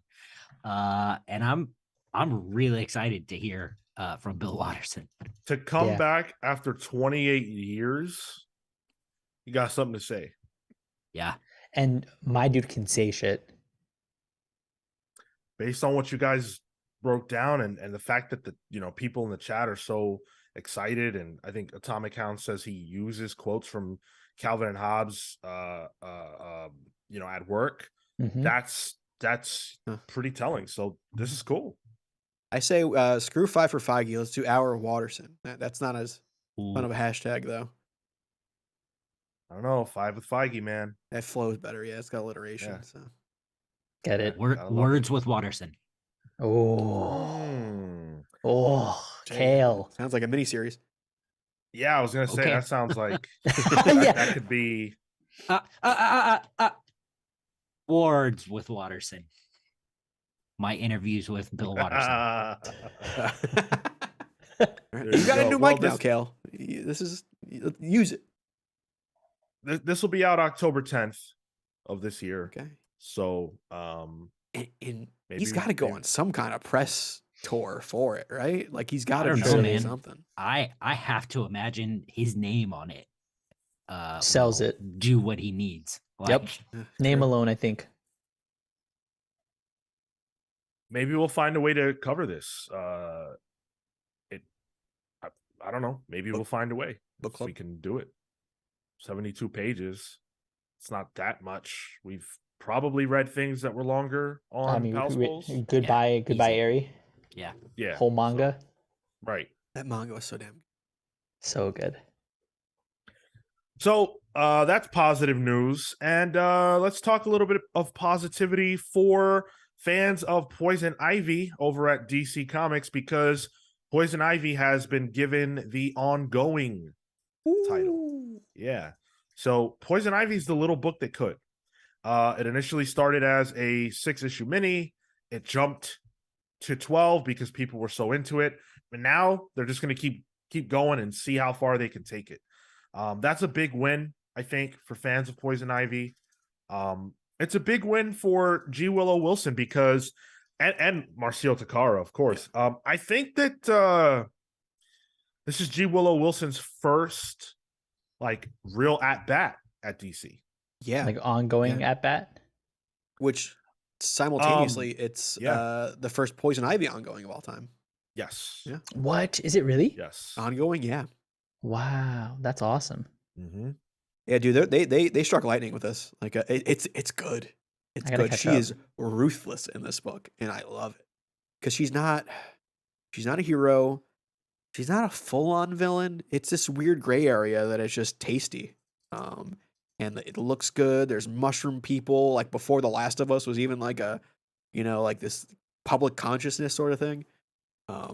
Yeah, I think it's right timing for this in general. It's good. I wonder if there was a. Surely the green plays a role into this It because does, yep. mushrooms. Yeah. Okay. Yeah. Because mushrooms is like a thing.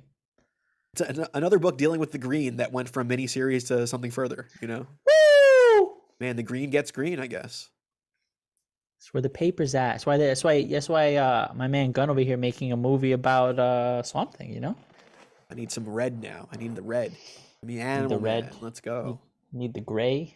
No, we don't. Yeah, we do. Yeah, I didn't really like the first issue too much. And I'm generally not interested in reading stories that are where the villain is the main character.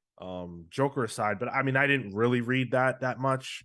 I had to drop it because of the price, but my cousin Bean Sartley loved it. So but yeah, I have not kept up with Poison Ivy, but I'm glad that this exists for the people who are enjoying it. Yeah.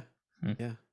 It's one of those books that like people, there's a lot of buzz for it online, and apparently it is translating to sales if they're doing it ongoing. Right. Yep. Which is honestly rare. I need to catch up. It's good. Yeah. Yeah. Big ups to them. That's awesome. Now, some might consider this to be the main event. Can you do a Because Mark of- Henry, Sean? I don't do a Mark Henry. It's time for the main event. Well, that sounded like Hank Hill.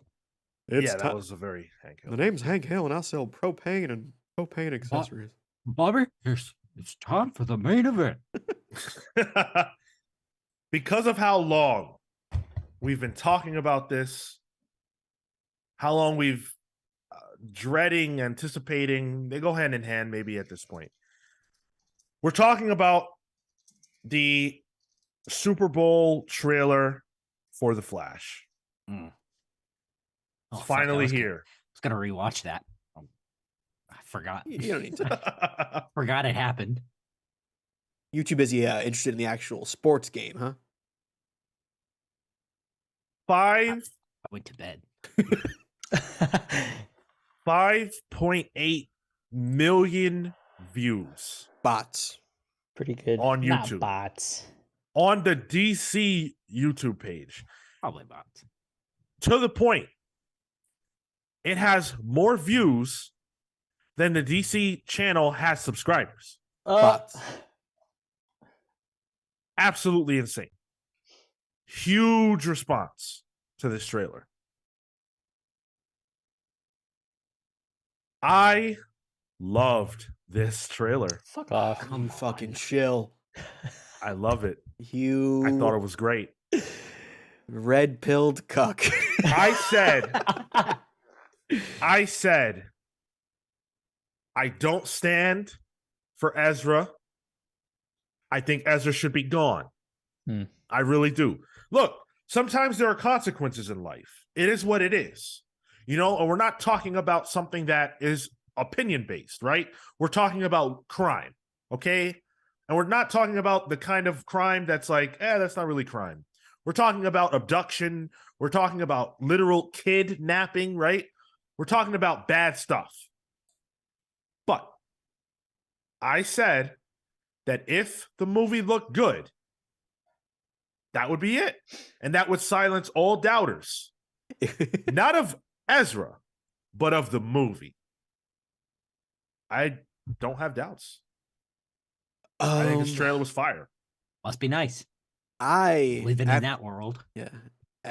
After watching this trailer, I felt nothing. We do have a highlighted response that we have to read. All right. Michael Keaton Batts is the reason for so many views. Oh. There you go. That's from New Harris. actor in the bat suit. Thanks, Harris. Appreciate you, buddy. Yeah, I felt nothing from this. This was this felt like the most DC trailer ever. Like, it just What does that mean? means I don't want it. Fucking Johnny knowing, Galecki ass, Big Bang Theory ass trailer. yeah, knowing that the James Gunn world is coming, like I can tell this is a product of a different time. This feels just like a continuation of the shit I didn't like. And like even like that play on the Keaton era, you know, Tim Burton Batman score, one of my favorite scores of all time. When I heard that in this, felt nothing. I don't know if this is controversial. I think that suit and every second he was on screen, I think that looked like ass. I don't disagree. It was a product of a time, you know. Keaton? Yeah. I was actually relieved to see Ben Affleck. Well, he actually has the blue suit, and I was like, oh, that's the only thing. Like the one thing in that trailer, I was like, oh, interesting, is Ben Affleck with like the blue and gray suit. I'm like, oh, wait, there's color in this. That's nice to see. And you want to hear what's so funny is that Snyder Bro Twitter didn't like that. Like the suit was I loved it. I thought the suit was awesome, but like the people who this movie is sort of for, or at least is being made is from the era of, didn't like that part, and that's the only part that you liked. So I just thought those people have zero taste in anything. Like, I'm one of those people, douchebag. Yeah, you don't like the and suit? we already heard your taste. Sean, you don't like that suit? No, I love the suit, but I'm one of those people. I'm one of those people that I'm talking about the Snyder heads that like, oh, this isn't what what it was. No wrinkles in their brains. Oh, all right. It's like a chicken. I'm sorry for calling you a douchebag. That was inappropriate. It's fine. That means I clean things. Okay. At least I'm getting inside. Nope, not going there. Because we know that's not true. Fact. So we didn't exactly know what this movie would be. We had an idea that it would be a Flashpoint sort of thing. I didn't realize how Flashpoint it was going to be. So it's got, Flash going back in time to prevent the death of his mother, assumedly, and that causes timey-wimey madness that creates a paradox. And now there's two Ezras, which is, listen, Double the trouble. What's better than one global terrorist? A clone of them. One with Yo. longer hair. No karaoke at all in the DC universe going forward. No. Yeah. No. There's no singing at all, in Nope. fact. And so there's that. We saw Supergirl. Mm-hmm. They took the the Project Superman stuff from the Flashpoint, and they gave that idea to Supergirl, which I thought was really smart. And she looked badass, so that was cool. There were some people saying, "Oh, this is Superman erasure." Do you understand how movies work? This movie was it been in production hell for 5 years. Supergirl was literally always going to be in this movie. It has nothing to do with that. Get smart, please. Have you all read Flashpoint? Yes. Yeah. Okay. Yeah, we read comics here, Sucks. Marco. All right. Damn. We're not MCU fanboys. Yeah. Take your Thor Love and Thunder and shove it. Hey, show me a good movie, huh? 400 blows. Comic book. Like a good regular movie? Like, what do you? But then the other thing that they did, which I thought was really smart, and I was so surprised by, was that they're tying up the Snyderverse with a bow, because they're essentially going back to when Zod first came to Earth, except that now there's no one to oppose him, except, I guess, Supergirl, the Flashes, and the Batman, or whatever, or at least Michael Keaton's Batman. That's the way it appears. And I thought that was so smart, because it gives the movie a feeling of finality to an era, and I'm happy with that. I like the fact that I get to sort of say goodbye to a time that I really enjoyed for the most part. But it looks like I'll be able to enjoy it without some of the stuff that I didn't necessarily love about the Snyderverse. I think the movie looks awesome. I can't wait. And it comes out on my birthday, by the way. Happy birthday to you. Hey, thanks. Atomic Hound says, I agree, Sean. This was totally dope and gives the movie a chance to overcome the Ezra effect. A chance, not a guarantee. Do we all think that? Wait, hold on. Do we all think that? Because at this point, I'm convinced, Ezra or not, the movie, people are going to come out and show up. Oh yeah, people are mindless. How is that mindless? What does that have to do with All mindlessness? drones, just going straight to where the hive mind tells you to go. Content, consume. Guys, this Ant-Man review is going to be great. I think that if people are excited, which they are, because clearly, 5.8 million is no small number, and the Flash trailer got a lot of positive feedback and buzz. If that's the case, and we all said this, that would overshadow what Ezra did, as long as Ezra didn't do anything more. And so all the things we have seen since the summer has been the build to the redemption arc, not in our minds, but, publicly. Like outward appearance. The redemption arc for Ezra, so that once the trailer came out, it could just silence all that. Now the chorus of praise is overshadowing the naysayers. Not that there's anything wrong with being a naysayer in this case. If you choose not to watch the movie because you don't like Ezra, I totally get that. Yeah. But I don't think that that's a stance that everyone has to take. The other thing with DC movies is, like, I don't trust their trailers. Their trailers are generally decent. Like Man of Steel, fantastic trailer. Man of Steel as a movie, horseshit. They're good at making trailers. Sure, I'll give them that. I also don't think it's unreasonable to think that people were always going to pop for a Flash movie. I agree. Like, everyone knows who the Flash is. This point right here in chat, this is what I'm talking about too. Ulysses, my family doesn't know who Ezra Miller is. They like the Flash. A lot of this stuff that we have talked about is very online. Capital V, capital O. Yeah. There are scores of people, millions probably, who don't know what the fuck we're talking about when we say that Ezra is a criminal. It's my grandma. They She don't listens know to the podcast. Same with J.K. Rowling. Like, absolutely. We just went over to my wife's parents, and her brother got the Harry Potter game and said, "Oh, I know you don't like J.K. Rowling, but have you played the Harry Potter?" And we went, "No, she's a transphobic anti-Semite." And her dad went, "Don't you think you're reading into that a little?" Like, no, she said these things. Like, but have you played the game? no. Oh, the game where the one trans character, his name translates to Sir Woman. Hey, I can't say this to my brother-in-law, so I'll say it to you. Hey, dumbass!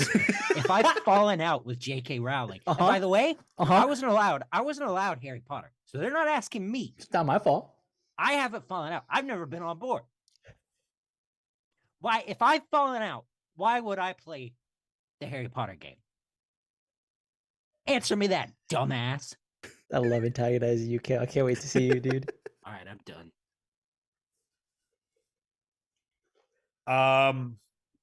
Yeah, I think that people will go see this movie. Sure. Yeah. Flash, to Kale's point, is a very popular character. One of the most popular characters to not have a movie out to this point. Yeah. And it's overdue. Flash is a fantastic character. I think that there's a lot that can be done. The trailer, it feels like an event because of how many characters are in it.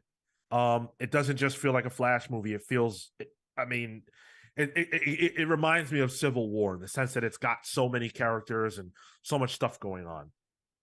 It's got a big feel to it. I think make the choice that makes sense for you.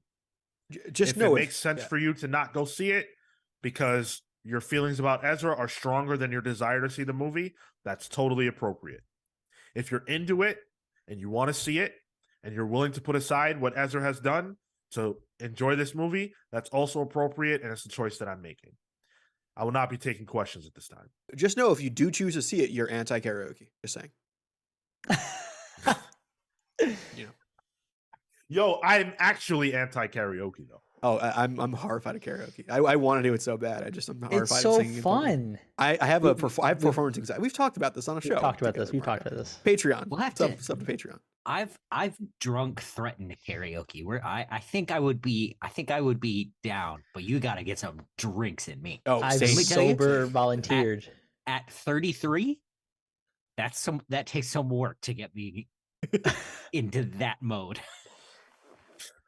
Kel, We'll go I can karaoke make in you a drink. Liverpool. I can make you a good drink that'll do it. I can get you a drink that'll do it in one. Hey, listen, you ain't scaring me. We're gonna paint the Liverpudlian town red.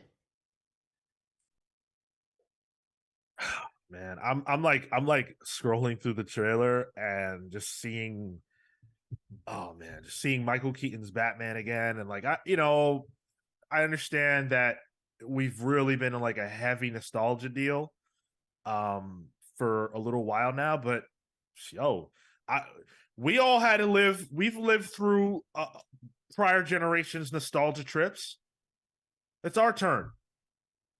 I just think that it's a weird thing to have the main first poster for a Flash movie really be centered around the Batcave and the Batmobile. Of course it's weird. Ezra Miller is a global terrorist. What do you want them to do, Tyler? Get rid of him. Yeah. They can't. Them. How? Not now. Yeah, well, not now. They've already put the trailer out, but they could have. How? Easy. Push the movie back. Get the fucking CG workers that work for apparently dirt cheap the way Marvel pays them, and put the movie out. They're too busy working on She-Hulk twerking. So give them $20 more, you know what? and they'll do it. Don't take them off that. We need it. Yeah, canonical Megan Thee Stallion. We Yeah, need the- that the- wagon moving. The CGI on those piggies. Let's go. Let's go. I agree. You heard of Green Thumb? I'm more of a Green Toe guy. Oh, Nope, too far. Next. Too far. listen. Tyler, once for again, once- bringing up hey, feet. Sean, for It's once, a bit. I'm- I swear. for once, I'm glad he said toe. Fair enough. It's just a bit, Yeah. especially if my algorithm is listening to me right now. It's just a bit. I swear. Stop recommending that weird really, shit to me. You're really towing the line on that one, Yeah, Tyler. I'm drowning in cats right now. Couple of feet away from danger, I tell you what. So, is there anyone here who will not see the Flash? Oh, I'll probably pirate it. I would probably say Ezra. so you're gonna wait. So you're going to hold on. Oh, hold on. Uh, wait, FBI, CIA, probably. That's not an admission. Quote, I'll pirate it, as in I'll show up in a pirate costume. Uh-huh. Damn. Then Yup. that will be the end of our friendship. Yarhar fiddly dee. I I just hate pirates. What can I tell you? That the act of pirating hurts him. Not the act of not that kind of pirate. I don't like, You wouldn't pirates, steal a like- car. Ooh, yeah. Hey Marco, put a poll in the Oh, Twitch. Yeah, I'm curious. Y'all seeing it? And it'll just be on HBO Max in a month later, so you can wait. It will not be on HBO Max in a month. Month and a half. 2 HBO months. Max isn't gonna last that long. HBO Max literally is going to be going away, but that's a story for another day. Yeah, Flash, June 16th. I'm pumped. I don't know. I'm pumped. And you get a birthday gift, I get a birthday shit. So Hey, we're It seeing could this be together, right, good. Sean? Can we just confirm that? yeah, that Okay. sounds great. All right. I would like that. That's it. That's the news. That is the news. The noose is correct. The news. Thank you guys. We appreciate you. Chat, you guys have been phenomenal. there's a poll up now, chat, for the next 10 minutes as we outro here. What's the poll? Are you watching The Flash in theaters? Yes? No? I'll wait for VOD. Flash who? Marco right. loves these open-ended responses to a poll. Sure. I'm sure the people that attend our chats are very much in the camp of Flash who. The medic says, no, not because of any actors. I'm just broke. What do you mean? Listen, I will personally send you the money you need to go see the movie if that's what you want to do. Or Why not? just sneak in. Just run really fast into the show. It's You what could- Ezra. It's what Ezra would want. Exactly, yeah. A crime committed in their name. And even if a theater employee approaches you, just strangle them. Just deck them. Yeah. That's so fucked.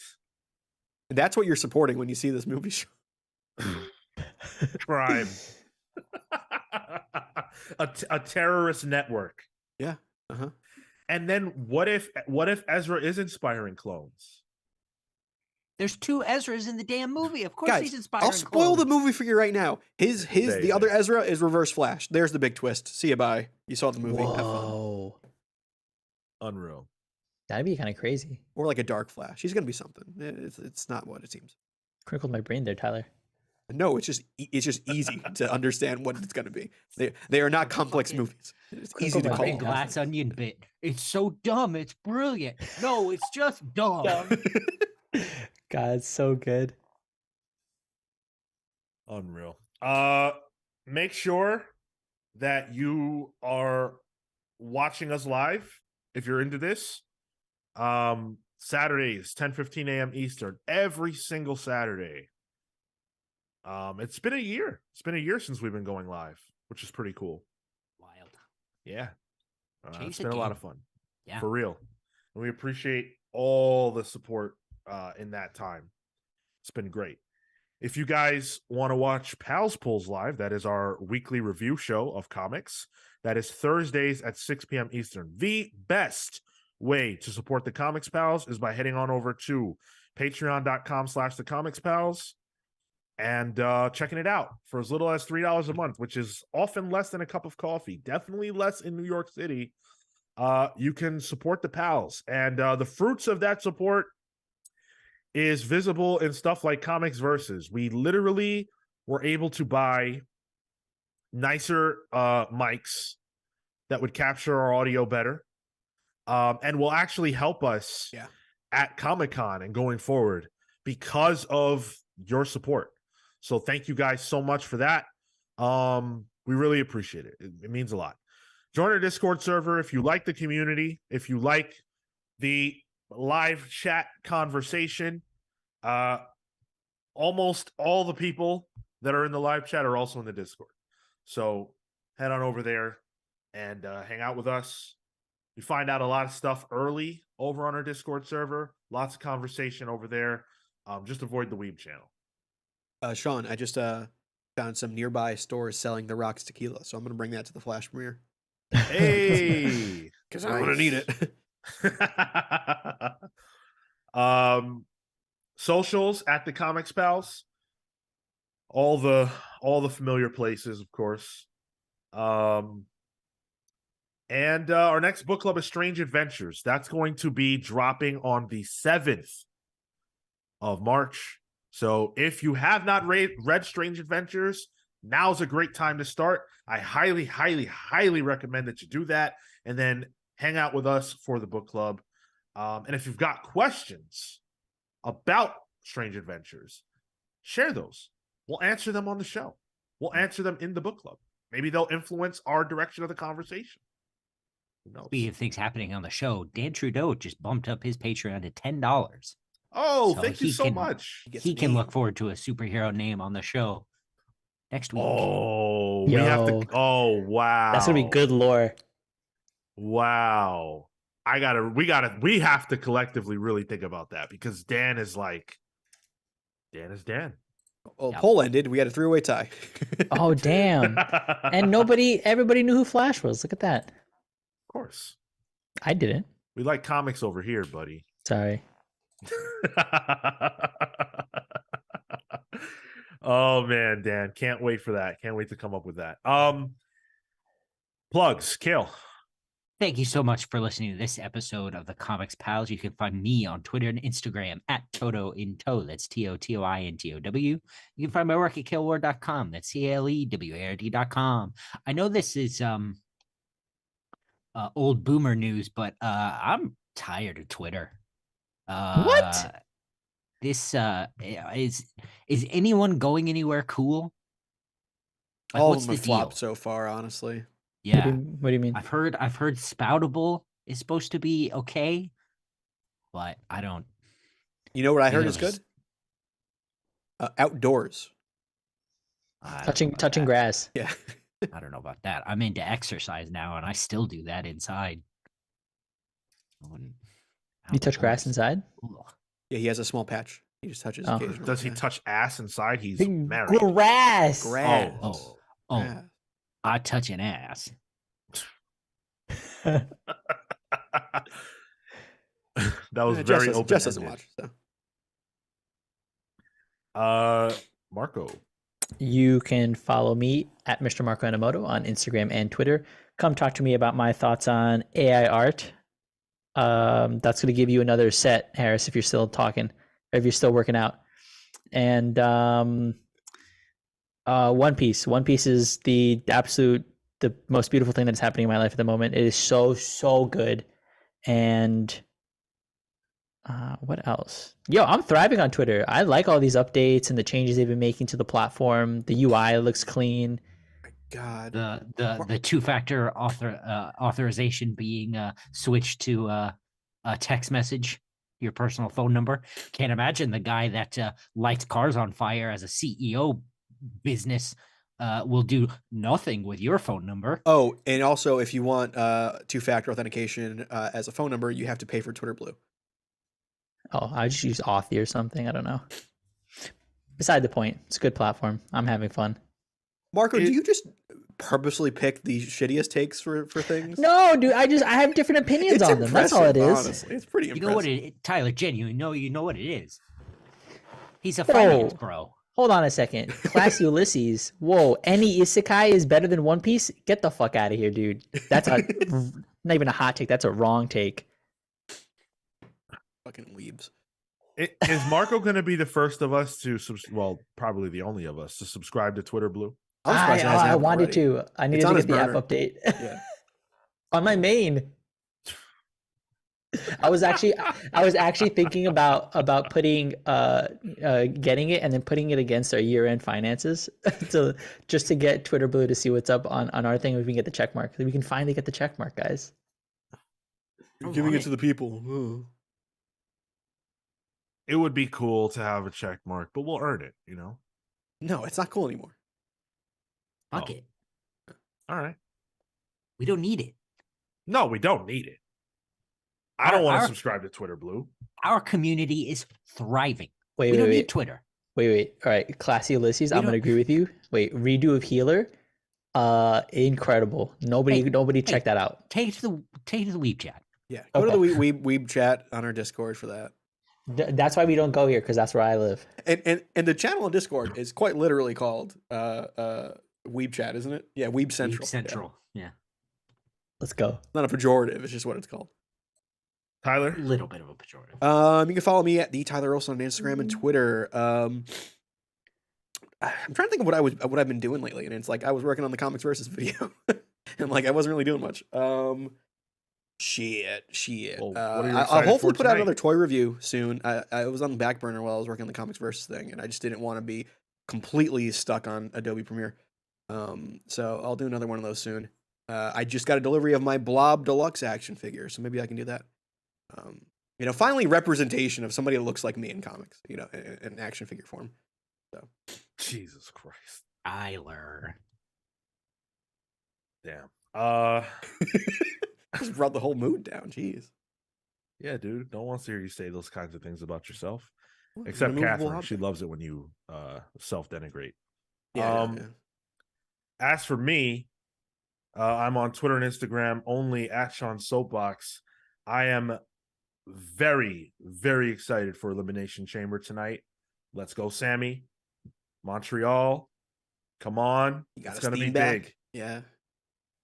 It's going to be fun. I will be glued to my seat, right on my couch, watching that. Can't wait. Yes, it does. Especially when I have to get up. Yeah. And then tomorrow's The Last of Us. So tons of fun. We have to talk about Ant-Man and the Wasp Quantumania now. So we got to go. Thank you guys so much for listening. Until